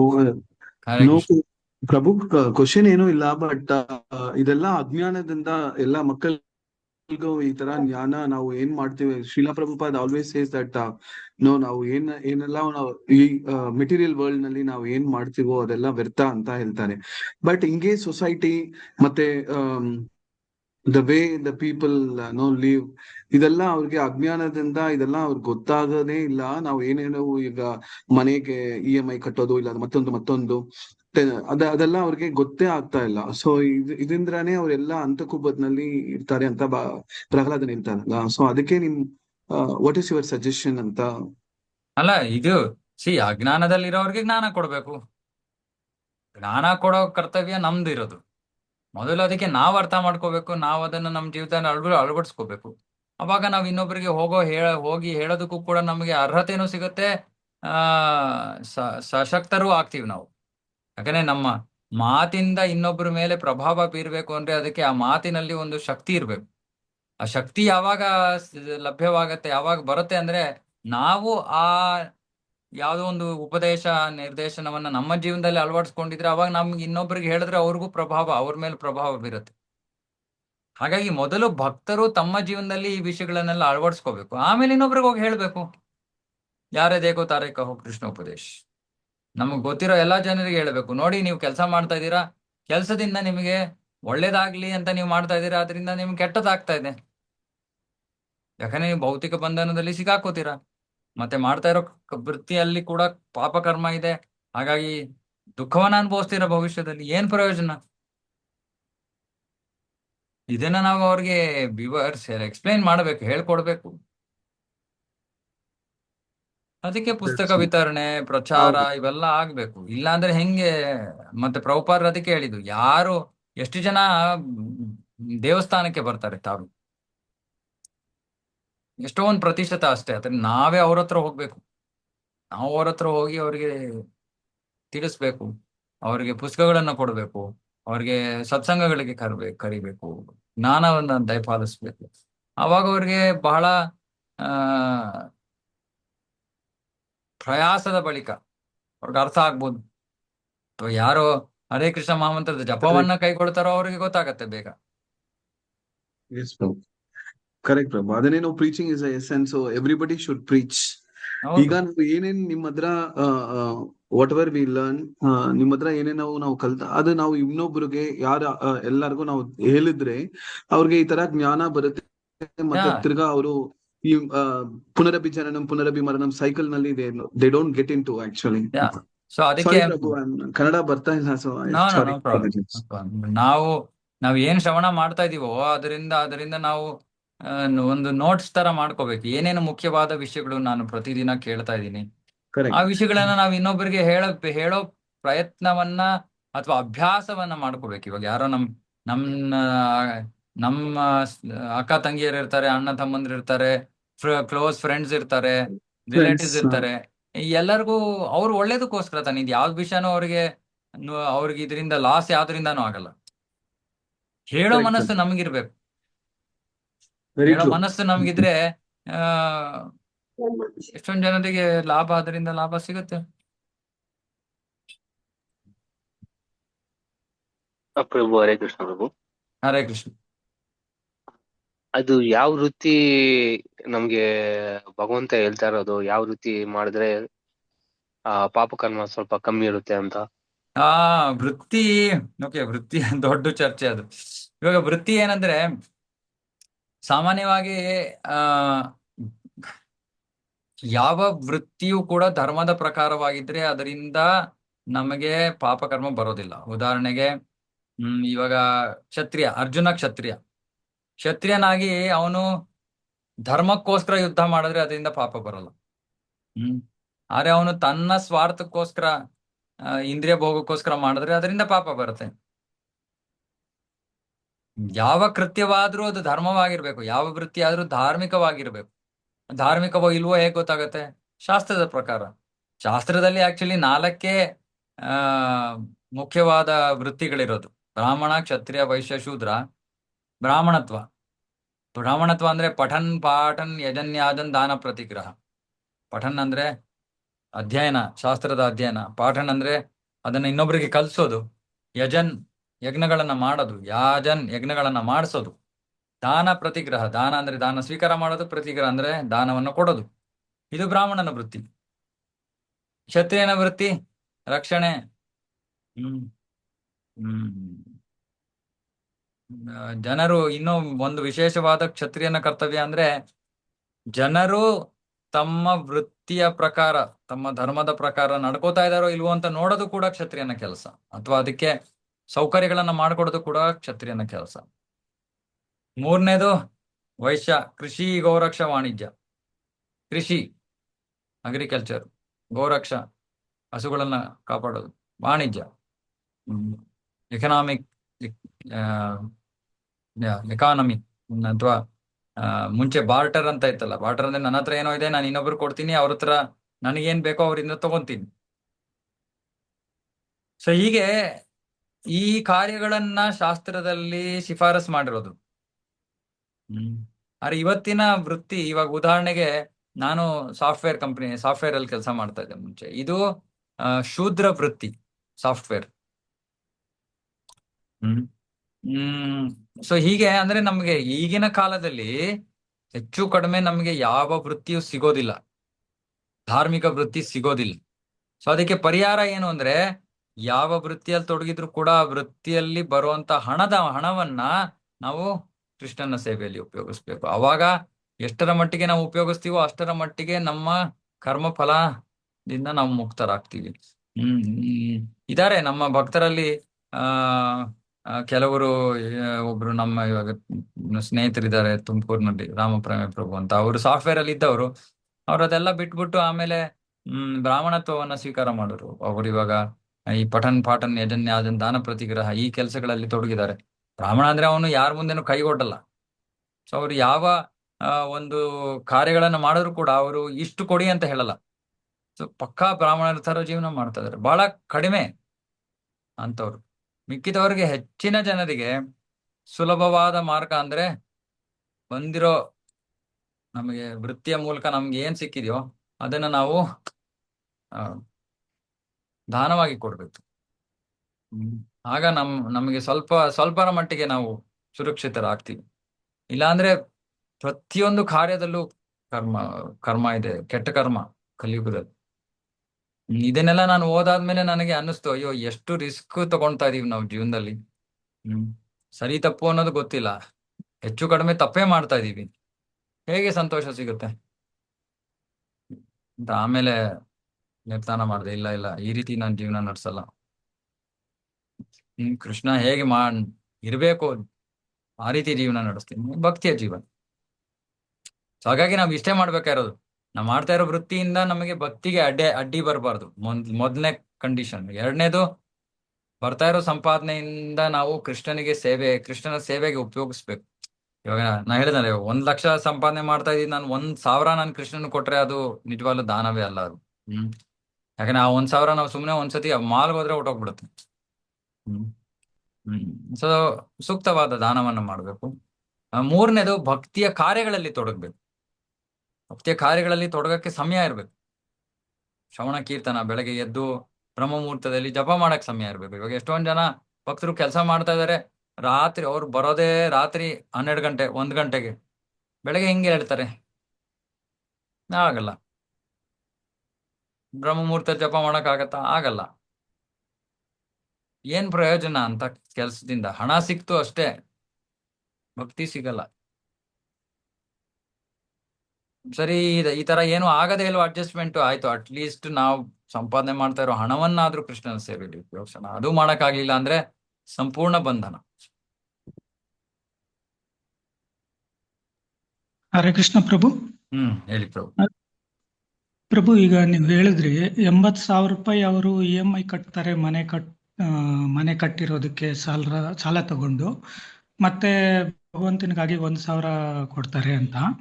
ಸೊ ಆಕ್ಚುಲಿ ಅವರು ಭಕ್ತಿಗೆ ಕನೆಕ್ಟ್ ಆಗೋದೇ ಅವ್ರು ಆಲ್ರೆಡಿ EMI ಕಮಿಟ್ ಆದ್ಮೇಲೆ ತುಂಬಾನೇ ಕಮಿಟ್ಮೆಂಟ್ ಇಟ್ಕೊಂಡ್ಬಿಟ್ಟಿರ್ತಾರೆ ಲೈಫಲ್ಲಿ. ಅವ್ರಿಗೆ ಗೊತ್ತಿರೋದಿಲ್ಲ, ತುಂಬಾ ಲೈಫಲ್ಲಿ ತುಂಬಾ ಸಿಕ್ಕಾಕೊಂಡ್ಬಿಟ್ಟಿರ್ತಾರೆ. ಅದು 1 ವರ್ಷ 2 ವರ್ಷ ಅಲ್ಲ, 25-30 ವರ್ಷಗಳು ಹಾಕೊಂಡ್ಬಿಟ್ಟಿರ್ತಾರೆ. ಲಾಂಗ್ ಟರ್ಮ್ ಅಲ್ಲಿ ಕಮಿಟ್ಮೆಂಟ್ ಅಲ್ಲಿ ಇಟ್ಕೊಂಡಿರ್ತಾರೆ. ಮಕ್ಕಳ ಸಮಸ್ಯೆಗಳು, ಅದು ಮಕ್ಕಳು ಓದು, ಅದು ಇದು ಇದೆಲ್ಲ ಅವ್ರಿಗೆ ಗೊತ್ತಿರಲ್ಲ. ಆಕ್ಚುಲಿ ಭಕ್ತಿ ಗೊತ್ತಿಲ್ಲ, ಆಧ್ಯಾತ್ಮಿಕನೇ ಗೊತ್ತಿಲ್ಲ. ಅವರೆಲ್ಲ ಆಮೇಲೆ ಕನೆಕ್ಟ್ ಆಗ್ತಾರೆ. ಇಸ್ಕಾನ್ಗೆ ಹೇಗೋ ಪ್ರಭುಪಾದ ಪುಸ್ತಕಗಳಿಂದ ಬಂದ್ ಕನೆಕ್ಟ್ ಆಗ್ತಾರೆ. ಕನೆಕ್ಟ್ ಆದ ನಂತರ ಅವ್ರು ನೋಡಿದ್ರೆ ತುಂಬಾ ಬಾರಿ ತಪ್ಪು ಮಾಡಿರ್ತಾರೆ. ಅವ್ರು ಹೇಗೆ ಹೊರಗಡೆ ಬರೋದು ಪ್ರಭು? ಕಮಿಟ್ಮೆಂಟ್ ಮಾಡಿದ್ರೆ 20-30 ವರ್ಷಗಳಿಂದ ಹೊರಗಡೆ ಬರಕ್ ನಾವು ಮಾರ್ಗ ಕೊಟ್ರೆ ಅದನ್ನ ಸ್ವೀಕಾರ ಮಾಡಕ್ ರೆಡಿ ಆಗಿರಲ್ಲ. ಮಾರ್ಗ ಇಲ್ಲ ಅಂತ ಇಲ್ಲ, ಎಲ್ಲದಕ್ಕೂ ಮಾರ್ಗ ಇದೆ, ಮನಸ್ಸಿದ್ದಲ್ಲಿ ಮಾರ್ಗ. ಅರೆ ಅವ್ರಿಗೆ ಏನ್ ಅನ್ಸ್ಬಿಟ್ಟಿದೆ, ನಾವು ಇದಕ್ಕೆ ಕಮಿಟ್ ಆಗ್ಬಿಟ್ಟಿದೀವಿ. ಕಮಿಟ್ ಆಗ್ಬಿಟ್ಟಿರೋದ್ರಿಂದ ನಾವು ಹೊರಗಡೆ ಆಗಿ ಬರಕ್ಕಾಗತ್ತೆ. ಮಕ್ಕಳ ವಿದ್ಯಾಭ್ಯಾಸ ಅವಶ್ಯಕತೆಗಳು ಪ್ರಭು, ಇವತ್ತಿನ ಜೀವನದಲ್ಲಿ ಯಾರು ಎಲ್ಲ ಬರೀ ಬೇಕಾಗಿರೋ ಕೆಲಸಗಳನ್ನೇ ಮಾಡ್ತಾ ಇಲ್ಲ. ಇವನ್ ಭಕ್ತರು ಕೂಡ ಹೋಗ್ಲಿ, ಅಷ್ಟು ದೊಡ್ಡ 80,000 ಪ್ರಶ್ನೆ ಬಿಡೋಣ. ಆ, ಎಷ್ಟು ಜನ ಭಕ್ತರು ಭಕ್ತಿಯನ್ನ ಮಾಡ್ತಾ ಇದ್ರು ಕೂಡ ಇನ್ನು ಇಂದ್ರಿಯ ಭೋಗ್ಯದ ಜೀವನ ನಡೀತಾ ಇದೆ. ಅದಕ್ಕೆ ಹೇಳಿದ್ದು ಗಂಭೀರವಾದ ಶ್ರವಣ ಮಾಡಿದ್ರೆ, ಪ್ರಭುಪಾದರ ಪುಸ್ತಕಗಳನ್ನ ಓದಿದ್ರೆ ಪ್ರಭುಪಾದರ ಪುಸ್ತಕಗಳಲ್ಲಿ ನಮಗೆ ಬೇರೆ ಏನೂ ಸಿಗಲ್ಲ. ಆದ್ರೆ ದುರಾದೃಷ್ಟವಶಾತ್ ಭಕ್ತರು ಪ್ರಭುಪಾದರ ಪುಸ್ತಕಗಳನ್ನ ಸರಿಯಾಗಿ ಓದಲ್ಲ, ಓದಿದ್ರು ಕೂಡ ಅಯ್ಯೋ ಇದು ನನಗಲ್ಲ, ನನಗೆ ಇದು ನಾನು ಮುಂಚೆನೆ ಅದೇ ಹೇಳ್ದಂಗೆ ನಾನು ಬೇರೆ ಪರಿಸ್ಥಿತಿಯಲ್ಲಿ ಸಿಕ್ಕಾಕೊಂಡ್ಬಿಟ್ಟಿದ್ದೀನಿ, ಸೊ ಇದು ಯಾವುದು ನನಗಲ್ಲ. ಹೀಗೆ ಮಾಡಿದ್ರೆ ನಾವು ಕೃಷ್ಣನಿಗೆ ಹೇಗೆ ಪಡಿತೀವಿ? ಎಲ್ಲ ನಾವು ಕಾರಣಗಳು ಹೇಳ್ಕೋಬಹುದು, ಆಯ್ತು, ಕಾರಣಗಳು ಸರಿನೇ ಇರ್ಬೋದು, ಬಟ್ ಕೃಷ್ಣನ್ನ ಪಡೆಯೋ ವಿಧಾನ ಏನ್ ಹೇಳಿ? ಅಂತಿಮವಾಗಿ ಕೃಷ್ಣ ಬೇಕೋ ಬೇಡವೋ? ಅದಕ್ಕೆ ನಾವು ಆ ಬೇರೆ ನಮ್ಮ ಪರಿಸ್ಥಿತಿಗಳ ಕಡೆ ನಾವು ಬೆರಳು ತೋರ್ಸ್ಕೊಂಡು ಕೂತಿದ್ರೆ ನಾವು ಅವಾಗ ಕೃಷ್ಣ ಸಿಗೋದಿಲ್ಲ ಅಷ್ಟೇ. ಅದು ಓಕೆ ಅಂದ್ರೆ ಓಕೆ ಅವರು ಜೀವನದಲ್ಲಿ ಸ್ವಲ್ಪ ಹರೇ ಕೃಷ್ಣ ಪ್ರಭು, ಅವ್ರು ಗಂಭೀರವಾಗಿ ಸ್ವಲ್ಪ ಸ್ಯಾಕ್ರಿಫೈಸ್ ಮಾಡ್ಬೇಕಾಗುತ್ತೆ ಅಲ್ವಾ ಪ್ರಭು? ಮಾಡ್ಬೇಕಾಗತ್ತೆ ಗಂಭೀರ. ಮೊದಲು ಅಂದ್ರೆ ನಮಗೆ ತುಂಬಾ ಕಮಿಟ್ಮೆಂಟ್ ಅಲ್ಲಿ ಇರ್ತಾರಲ್ಲ, ಅದಕ್ಕೆ ಏನಾದ್ರು ನಿರ್ಧಾರ ತಗೋಬೇಕಾಗುತ್ತೆ. ಅಲ್ಲ ತಗೋಬೇಕು ಅಲ್ವಾ, ಯಾಕಂದ್ರೆ ಕೃಷ್ಣ ಬೇಕೋ ಇಲ್ವೋ ಅನ್ನೋದು ಎಲ್ಲಕ್ಕಿಂತ ದೊಡ್ಡ ನಿರ್ಧಾರ. ನಾವು ಭ್ರಮೆಯಲ್ಲಿದ್ರೆ ನಾನು ಹೆಂಗೆ ಜೀವನ ಮಾಡಿದ್ರು ಕೃಷ್ಣ ಸಿಗ್ತಾನೆ ಅಂದ್ರೆ ಅದು ಭ್ರಮೆ. ಕೃಷ್ಣ ಬೇಕೋ ಅಥವಾ ಓಕೆ ಸಿಕ್ಕರೆ ಸರಿ, ಇಲ್ಲಾಂದ್ರೆ ನೋಡೋಣ ಮುಂದಿನ ಜೀವನ ಅಂದ್ರೆ ಓಕೆ. ಸೊ ಶ್ರವಣದ ಉದ್ದೇಶ ಏನು? ಇಲ್ಲ ಕೃಷ್ಣ ಬೇಕೇ ಬೇಕು ಅನ್ನೋದು ಮನಸ್ಸಿನಲ್ಲಿ ಬರಬೇಕು ಅನ್ನೋದೇ ಶ್ರವಣದ ಉದ್ದೇಶ. ಹಾಗಾಗಿ ಅದಕ್ಕೆ ಪ್ರಭುಪಾದರು ಹೇಳಿದ್ದಾರೆ ಕೂಲಂಕುಷವಾಗಿ ಪುಸ್ತಕಗಳನ್ನ ಅಧ್ಯಯನ ಮಾಡ್ಬೇಕಂತ. ಭಗವದ್ಗೀತೆ 1ನೇ ಅಧ್ಯಾಯ 1ನೇ ಶ್ಲೋಕದ ತಾತ್ಪರ್ಯದಲ್ಲಿ ಬರೀತಾರೆ ಪ್ರಭುಪಾದರು. ಒಬ್ಬ ವ್ಯಕ್ತಿ ಭಗವದ್ಗೀತೆಯನ್ನ ಕೂಲಂಕುಷವಾಗಿ ಒಬ್ಬ ಭಕ್ತನ ಸಹಾಯದೊಂದಿಗೆ ಅಧ್ಯಯನ ಮಾಡಬೇಕು ಅಂತ ಪ್ರಭುಪಾದರು ಬರೀತಾರೆ. ಯಾಕೆ ಕೂಲಂಕುಷವಾಗಿ? ಯಾಕಂದ್ರೆ ಅದನ್ನ ನಮ್ಮ ಜೀವನದಲ್ಲಿ ಅಳವಡಿಸ್ಕೊಳ್ಳೋ ವಿಷಯ ಇದು. ಸುಮ್ಮನೆ ಈ ಕಡೆ ಕೇಳಿ ಈ ಕಡೆ ಬಿಡೋದಲ್ಲ. ಭಕ್ತರ ಸಹಾಯದೊಂದಿಗೆ ಯಾಕೆ ಮಾಡಬೇಕು? ಯಾಕಂದ್ರೆ ಭಕ್ತರು ಈ ಹಂತಗಳಿಂದ ಮುಂದೆ ಹೋಗಿರ್ತಾರೆ. ಸೊ ಅವ್ರನ್ನ ಕೇಳ್ಬೇಕು, ಇಂಥ ಪರಿಸ್ಥಿತಿ ಇದೆ, ನಂದು ಏನ್ ಮಾಡ್ಬೇಕು, ನಾನು ಹೇಗೆ ಹೊರಗಡೆ ಬರ್ಲಿ? ಅವಾಗ ಅವ್ರು ತಮ್ಮ ಜೀವನದ ಅನುಭವನ ಹಂಚ್ಕೋತಾರೆ. ಓ ಹೌದಾ, ನಿಮಗ್ ಸಾಧ್ಯ ಆಯ್ತಾ?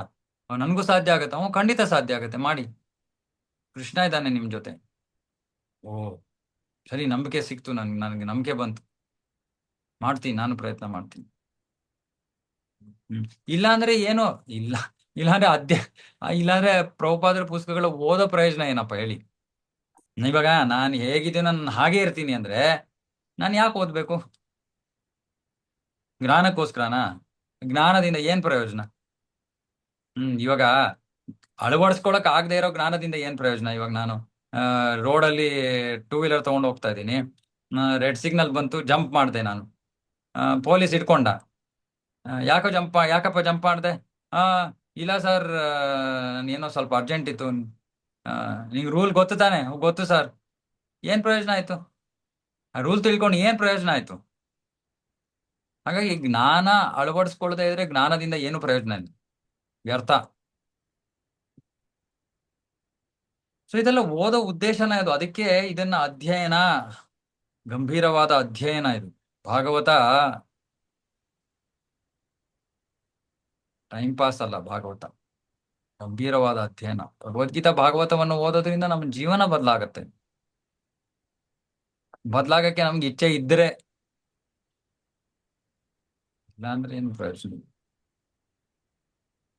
ಕಷ್ಟಗಳೇ ಎಲ್ಲಾ ಸಮಸ್ಯೆಗೂ ಕಷ್ಟಗಳೇ, ಈ ಕಷ್ಟಗಳೇ ಹಿಂಗೆ, ಈ ಜೀವನನೇ ಹಿಂಗೆ ಅಂತ ಹೇಳ್ಕೊಂಡೋದ್ರೆ ಅವಾಗ ನಮಗೆ ಮಾರ್ಗ ಎಲ್ಲಿಂದ ಸಿಗುತ್ತೆ? ಮಾರ್ಗನೇ ಇಲ್ಲ. ಅವಾಗ ಸಿಕ್ಕಾಕೊಂಡಿದೀವಿ, ಇಲ್ಲ ಅಂತ ನಾನು ಹೇಳೋದಿಲ್ಲ, ಖಂಡಿತ ಸಿಕ್ಕಾಕೊಂಡಿದೀವಿ. ಸಿಕ್ಕಾಕೊಂಡಿರೋ ಸ್ಥಿತಿಯಿಂದ ಹೊರಗಡೆ ಬರಕ್ಕೆ ಪ್ರಯತ್ನವನ್ನ ಮಾಡಬೇಕು, ಯೋಚನೆಯನ್ನ ಮಾಡಬೇಕು, ಮುಂದುವರೆದಿರೋ ಭಕ್ತರಲ್ಲಿ ಸಮಾಲೋಚನೆ ಮಾಡಬೇಕು, ಏನೋ ಒಂದು ಪ್ರಯತ್ನ ಮಾಡ್ಬೇಕಲ್ವಾ? ಇದ್ರಲ್ಲಿ ಭಾಗವತದಲ್ಲಿ ಹೇಳ್ತಾ ಇರೋದು, ನೀವು ಏನಾದ್ರು ಮಾಡಿ ಅಟ್ಲೀಸ್ಟ್ ಶ್ರವಣ ಕೀರ್ತನಕ್ಕಾದ್ರೂ ಸಮಯ ಕೊಡಿ ಅಂತ. ಶ್ರವಣ ಕೀರ್ತನಕ್ಕೆ ಸಮಯ ಇಲ್ಲ ಭಕ್ತರ ಹತ್ರ, ಏನ್ ಮಾಡಕ್ಕಾಗತ್ತೆ? ಇನ್ನೇನ್ ಮಾಡಕ್ಕಾಗತ್ತೆ? ಪ್ರಭುಜಿ, ಹಾ, ಸೊ ಈ 4 ಶ್ಲೋಕಾಸ್ ಇಂದ ಅರ್ಥ ಆಗುತ್ತೆ we are only accumulating karmas ಅಂತ ಬರುತ್ತೆ. ಸೊ ಈ 4 ಶ್ಲೋಕಾಸ್ ನೋಡಿದ್ರೆ, so and ultimately we can come to a suggestion that or conclusion that we are locked ಅಂತ ಬರುತ್ತೆ, ಬಂಧನದಲ್ಲಿ ಸಿಕ್ಕಾಕೊಂಡಿದ್ದೀವಿ ಅನ್ಸುತ್ತೆ. ಸೊ ಈ ಚಾಪ್ಟರ್ ಫಸ್ಟ್ ಅಲ್ಲಿ Krishna is the cause for all causes ಅಂತ. So is it Maya from Krishna also? No no no no. Okay, good question. Okay, so ಇದು ಇವಾಗ ಪ್ರಭು ಕೇಳ್ತಾ ಇರೋ ಪ್ರಶ್ನೆ. ಇವಾಗ ಓಕೆ, ನಾವೆಲ್ಲ ಸಿಕ್ಕಾಕೊಂಡಿದೀವಿ, ಕೃಷ್ಣನೇ ಕಾರಣನ ಇದಕ್ಕೆ? ಕೃಷ್ಣನೇ ನಮ್ಮನ್ನ ಸಿಕ್ಕಾಕ್ಸಿದಾನ? ಖಂಡಿತ ಇಲ್ಲ. ಇದಕ್ಕೆ ನಮ್ಮೆಲ್ಲರಲ್ಲೂ, ವಿಶೇಷವಾಗಿ ಮನುಷ್ಯ ಜನ್ಮವನ್ನ ಪಡ್ಕೊಂಡಿರುವಂತ ಜೀವಿಗಳಲ್ಲಿ ಅಲ್ಪ ಸ್ವಾತಂತ್ರ್ಯ ಅನ್ನೋದಿದೆ. ಆ ಅಲ್ಪ ಸ್ವಾತಂತ್ರ್ಯದ ದುರುಪಯೋಗದ ಫಲ ಇದು. ಸದುಪಯೋಗ ಪಡಿಸ್ಕೊಂಡ್ರೆ ಕೃಷ್ಣ ಸಿಗ್ತಾನೆ, ದುರುಪಯೋಗ ಪಡಿಸ್ಕೊಂಡ್ರೆ ಮಾಯೆ ಸಿಗ್ತಾಳು ಅಷ್ಟೇ. ಕೃಷ್ಣನ ಹಿಂದೆ ಇರೋದು ಮಾಯೆ, ಕೃಷ್ಣನ ಛಾಯೆ ಮಾಯೆ. ಕೃಷ್ಣ ಮುಂದೆ ಇರುವಾಗ ಮಾಯೆ ಹೆಂಗ್ ಸಿಗ್ತಾಳೆ ನಮ್ಗೆ? ಯಾಕಂದ್ರೆ ನಾವು ಕೃಷ್ಣನ್ ನೋಡ್ತಾನೆ ಇಲ್ಲ. ಅದೇ ಸಮಸ್ಯೆ. ಸೊ ಇದು ನಮ್ಮ ರಿಯಲೈಸೇಷನ್ ಲೇಟ್ ಸ್ವಾತಂತ್ರ್ಯದ ಆಗಿದೆ ದುರುಪಯೋಗ. ಅನ್ಸುತ್ತೆ ಪ್ರಭುಜಿ. ಹಾ, ರಿಯಲೈಸೇಷನ್ ಲೇಟ್ ಆಗಿದೆ ಅನ್ಸುತ್ತೆ. ಇಲ್ಲ, ರಿಯಲೈಸೇಷನ್ ಲೇಟ್ ಆಗಿದೆ. ರಿಯಲೈಸೇಷನ್ ಲೇಟ್ ಆದ್ಮೇಲೂ ಚೇಂಜ್ ಮಾಡ್ಕೋಬೇಕು. ಇದು ನನ್ನ ಪಾಯಿಂಟ್. That's true. ಇಲ್ಲಾಂದ್ರೆ ಪ್ರಯೋಜನ ಏನಾಯ್ತು ರಿಯಲೈಸೇಷನ್? ಹ್ಮ್. ಸಾಕ್ಷಾತ್ಕಾರದ ಏನು ಪ್ರಯೋಜನನೇ ಇಲ್ಲ ಅವಾಗ. S. But at least no, Prabhuji, what I feel, we are very fortunate to understand at this age through no acharyas and everyone, instead of no dragging till the end of the when the Correct. death door knock, and that we should minimize our lifestyle, Prabhu. That's what I Yes. understood. Yes. Because we are accumulating so much and running behind money and no ತುಂಬಾ ಏನೇನೋ ಮಾಡ್ಕೊಳ್ತೀವಿ. At least we should minimize our lifestyle Correct. and no engage more into no service and Yes. spiritual activities and spread across to everyone and make them Yes. awake anta at least no we should. Absolutely. They're so fortunate actually. Simple living, high thinking. Yes, correct, exactly. Simple, right? ಅದನ್ನ ನಮ್ಗೆ ಅಳವಡಿಸ್ಕೊಳಕ್ಕೆ ನಮ್ಗೆ ಧೈರ್ಯ ಇದ್ರೆ, ಹೌದು. Then we are on our way. High thinking is ಹೌದು. Krishna consciousness. There is no other high thinking for us, True, Prabhu. True. Right? So it's doable. But ಮನಸ್ಸು ಮಾಡಬೇಕು ನಾವು. ಮನಸ್ಸಿದ್ದಲ್ಲಿ ಮಾರ್ಗ. Where there is a will there is a way, right? Correct. ಮನಸ್ಸು ಮಾಡಬೇಕು. ಇದನ್ನ ಓದಾದ್ಮೇಲೆ ಅಯ್ಯೋ ಇದು ನನಗಲ್ಲ ಅಂತ ಅನ್ಸಿದ್ರೆ ನನಗಲ್ಲ. ಹೌದು. ಇಲ್ಲ ಇಲ್ಲ, ಇದು ನನಗೆ ಅವಶ್ಯಕ, ನನಗೆ ಸಂತೋಷ ಸಿಗಕ್ಕೆ ಮಾರ್ಗ ಇದು ಅಂತ ನಾವು ಯಾವಾಗ ಗಂಭೀರವಾಗಿ ಯೋಚನೆ ಮಾಡ್ಬೇಕಿದು. ಇದು ಇಟ್ಸ್ ನಾಟ್, ಅದೇ ಹೇಳಿದ್ನಲ್ಲ, it's not something over cup of coffee tea ಏನೋ ಕುಡ್ಕೊಂಡು ಏನೋ ಕ್ರಿಕೆಟ್ ಮ್ಯಾಚ್ ನೋಡ್ತಾ ಇದೀವಿ, ಫಿಲಮ್ ನೋಡ್ತಾ ಇದೀವಿ, ಭಾಗವತ ನೋಡ್ತಾ ಇದೀವಿ. ಇಲ್ಲ, No, definitely. ಸೀರಿಯಸ್ ಬಿಸ್ನೆಸ್ ಇದು. ಸೀರಿಯಸ್ ಬಿಸ್ನೆಸ್ಗೆ ಸೀರಿಯಸ್ ಆಗಿ ನಾವು ಇನ್ವಾಲ್ವ್ ಆದ್ರೆ ಆಗತ್ತೆ. ನಾವ್ ನೋಡಿದೀವಿ ಎಷ್ಟೊಂದ್ ಜನ ಭಕ್ತರು they come out of all this non sense. So ಸಾಧ್ಯ ಹೌದು. ಇಲ್ಲ ಅಂತಲ್ಲ, ಖಂಡಿತ ಸಾಧ್ಯ ಇದೆ. So, as of my experience, Prabhu, Krishna will take care definitely, even though if we have a loans or even Yes. though we have some commitments, family, this, that, whatever XYZ ಏನೇನೋ ಇದ್ರೇನೋ, once if we totally surrender Krishna, ನೀವು ನೋಡ್ಕೋ ಅಂತ Yes. ಅವನ ಹತ್ರ ಜವಾಬ್ ಬಿಟ್ಬಿಟ್ಟಿದ್ರೆ definitely ಇದೆಲ್ಲ ಕಡಿಮೆ ಆಗುತ್ತೆ. He will Yes, very find good. some way and come out. He will pull out no us from this Antakupa and Yes. show the best path to us towards ಆಚಾರ್ಯನ ಇಟ್ಕೊಳ್ಬೇಕು, ಶ್ರೀಲಾ ಪ್ರಭುಪಾದ್ನ ಇಟ್ಕೊಳ್ಬೇಕು, tight ಆಗಿ hold ಮಾಡ್ಬೇಕು, and then no we can move on very Perfect. happily, very happily. Perfect. Yes, That's perfect. what Thank you. no realization. Thanks, Prabhu. Thank Thanks. you. Okay. Okay. Very nice ಬಹಳ session, ಸಂತೋಷ. Prabhu. Very nice session, Prabhu. Thank you so much. Hare Hare Krishna. Hare Krishna, Prabhu. ನಮ್ಮ Prabhu, for grihasthas, like they have to do Lakshmi Dan, Prabhu. And what about the students, Prabhu? Because students, first of all, who is a student? ನಾವು we again go back to Varnashrama. Who is a student? ವರ್ಣಾಶ್ರಮದಲ್ಲಿ there is only there is Gurukul only for boys. For girls it is learning Vedic culture. That is the duty. ಅಡಿಗೆ ಮಾಡೋದು, ಮನೆಯಲ್ಲಿ ಕೃಷ್ಣ ಪ್ರಜ್ಞೆನ ಬೆಳೆಸೋದು, ಇದನ್ನ ಕಲ್ತ್ಕೊಳ್ಳೋದು, ಸೇವೆ, ಮನೋಭಾವ, ನಮ್ರತೆ, ಪ್ರೀತಿ, ಜೀವನದ ಗುರಿ, ಇವೆಲ್ಲ ಕಲಿಯೋದು. ಎಲ್ಲ ಕಲಿತಾ ಇದ್ರೆ ಅದೇ ನಿಮ್ ಕರ್ತವ್ಯ ಅಷ್ಟೇ.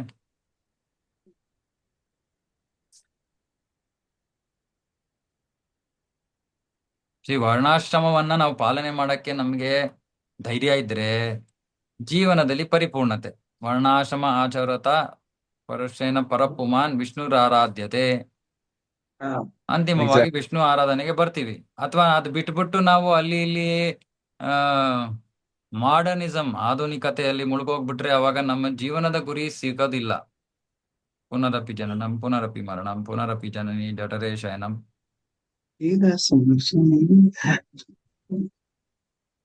whatever our ವರ್ಣಾಶ್ರಮ ಧರ್ಮ we need to do as a ಆರಾಧನಾ ರೂಪ. ಹಂಗೆ ಕರ್ಮ ಅಕ್ಯುಮುಲೇಟ್ ಆಗಲ್ಲ ಬ್ರೋ. ಬಟ್ ಅದಕ್ಕೆ ಅದೇ ಈ ಶ್ಲೋಕಗಳು ಹೇಳ್ತಾ ಇರೋದಲ್ವಾ, ಇಂದ್ರಿಯ ಭೋಗಕ್ಕೋಸ್ಕರ ಕೆಲಸ ಮಾಡೋದ್ ಬಿಟ್ರೆ ತಾನೇ ನಾವು ಕೃಷ್ಣನಿಗೋಸ್ಕರ ಸೇವೆ ಅಂತ ಮಾಡಕ್ ಸಾಧ್ಯ. ಹೌದು. ಆ Because ಇಂದ್ರಿಯ if I do- ಭೋಗನೇ ಭೋಗದಲ್ಲಿ ಸಿಕ್ಕಾಕೊಂಡ್ ಬಿಟ್ಟಿದಾರಲ್ಲ ಜನ ಇವಾಗ. ಹಾ, ಸೊ ಅದಕ್ಕೆ ಇವಾಗ ಭಕ್ತಿಯ ಮಾರ್ಗ ಏನು, ನಾವು ಒಂದೇ ಕಡೆ ಬರೀ ವರ್ಣಾಶ್ರಮದಲ್ಲಿ ಸಿಕ್ಕಾಕೋಬಾರ್ದು. ಭಕ್ತಿಯ ಮಾರ್ಗ ಏನು, ಈ ಶ್ಲೋಕಗಳಲ್ಲಿ ಹೇಳ್ತಾ ಇರೋದು ಭಕ್ತಿ ಮಾಡಕ್ ಸಮಯ ಸಿಗ್ಲಿ. ಭಕ್ತಿ yes. ಮಾಡಕ್ ಸಮಯ ಸಿಕ್ಕಿದ್ರೆ ಅವಾಗ ಆಟೋಮೆಟಿಕ್ ಆಗಿ ಮನಸ್ಸು ಬದಲಾವಣೆ ಎಲ್ಲ ಆಗತ್ತೆ. ಶ್ರವಣ ಕೀರ್ತನಕ್ಕೆ ಸಮಯ ಇಲ್ಲ ಅಂದ್ರೆ ಅವಾಗ danger, super dangerous position. True, true. Okay, ಇನ್ಯಾರ್ಗಾರ ಏನಾರು? ಪ್ರಭು ಹರೇ ಕೃಷ್ಣ ಪ್ರಭು. ಹರೇ ಕೃಷ್ಣ. ನಾವು ಗುರುಕುಲ ಇಲ್ಲಿ ನಿಯರ್ ಬೈ ನಾವು ಬ್ಯಾಂಗ್ಳೂರಲ್ಲಿ ಏನೋ ಒಂದು ಇಟ್ರೆ ಅದನ್ನ ನೋಡ್ಬಿಟ್ಟು ಇಂಟ್ರೆಸ್ಟ್ ಇರೋರು ಬರ್ಬೋದಲ್ಲ ಪ್ರಭು. ಓಎಸ್, ಖಂಡಿತ ಏನು ಬರ್ಬೋದು. ತೋರ್ಸಿಲ್ಲ ಅಂದ್ರೆ ಅವ್ರಿಗೆ ಅದು ಕರೆಕ್ಟ್ ಅದು ಹೆಂಗಿರುತ್ತೋನೋ ಗೊತ್ತಿಲ್ಲ. ಇವಾಗ ಜನಗಳಿಗೆ ಅದು ಕೆಲವೊಂದು ಜನಕ್ಕೆ ಮಾತ್ರ ಗೊತ್ತಿದೆ, ಅವ್ರು ಮಾತ್ರ ಸೇರಿಸ್ತಾರೆ. ಮಿಕ್ಕಿದವ್ರಿಗೆ ಹೆಂಗಿರುತ್ತನೋ ಅದು ಅದ್ರ ಬಗ್ಗೆನೂ ಐಡಿಯಾನೇ ಇಲ್ಲ ಅವ್ರಿಗೆ. ಹೌದು ಜನರಿಗೆ ನಾವು ಫಸ್ಟ್ ತೋರ್ಸಿದ್ರೆ ಹಿಂಗಿರುತ್ತೆ ಅಂತ ಹೌದು, ಖಂಡಿತ. ಅವ್ರು ಆಟೋಮೆಟಿಕ್ ಅವರೇ ಚೇಂಜ್ ಆಗ್ತಾ ಅವ್ರು ಬರ್ತಾರೆ ಅಂತ ಒಂದು ಇದು ಯಾ, ಕರೆಕ್ಟ್. ಅದು ನೀವು ಕರೆಕ್ಟ್. ಆದ್ರೆ ಇದ್ರಲ್ಲಿ ಏನಂದ್ರೆ ಸ್ವಲ್ಪ ಪ್ರಾಕ್ಟಿಕಲ್ ಸಮಸ್ಯೆಗಳಿವೆ. ಇವಾಗ ಫಾರ್ ಎಕ್ಸಾಂಪಲ್ ಒಂದು ಗುರುಕುಲ ಶುರು ಮಾಡ್ಬೇಕಂದ್ರೆ ನಮ್ಗೆ ಟೀಚರ್ಸ್ ಬೇಕು, ಟೀಚರ್ಸ್ಗೆ ಮೇಂಟೆನೆನ್ಸ್ ಬೇಕು, ಸೊ ಇದಕ್ಕೆಲ್ಲ ಫಂಡ್ಸ್ ಬೇಕು. ಸೊ ಎಲ್ಲ ಕೊನೆಗೆ ಕಲಿಯುಗದಲ್ಲಿ ಬಂದು ನಿಂತ್ಕೊಳ್ಳೋದು ಈ ರೀತಿ ಹಣ ಇದು ಅಂತ. ಬಟ್ ಮಾಡಕ್ಕೆ ಮನ್ಸಿರುವಂತಹ ಇಚ್ಛೆ ಇರುವಂತಹ ಭಕ್ತರು ಒಟ್ಟಿಗೆ ಬಂದ್ರೆ ಮಾಡ್ಬೋದು. ಯಾಕಂದ್ರೆ ಇದು ಒಬ್ರು ಇಬ್ರಿಂದ ಆಗೋ ಅಂತ ವಿಷಯ ಅಲ್ಲ. ಇವಾಗ ಎಲ್ಲೆಲ್ಲಿ ಗುರುಕುಲಗಳು ನಡೀತಾ ಇದೆಯೋ ಅದು ಕೂಡ ಯಾರೋ ಭಕ್ತರು ತ್ಯಾಗ ಮಾಡಿದಾರೆ ತಮ್ಮ ಜೀವನ, ಹಾಗಾಗಿ ಗುರುಕುಲ ನಡೀತಾ ಇದೆ.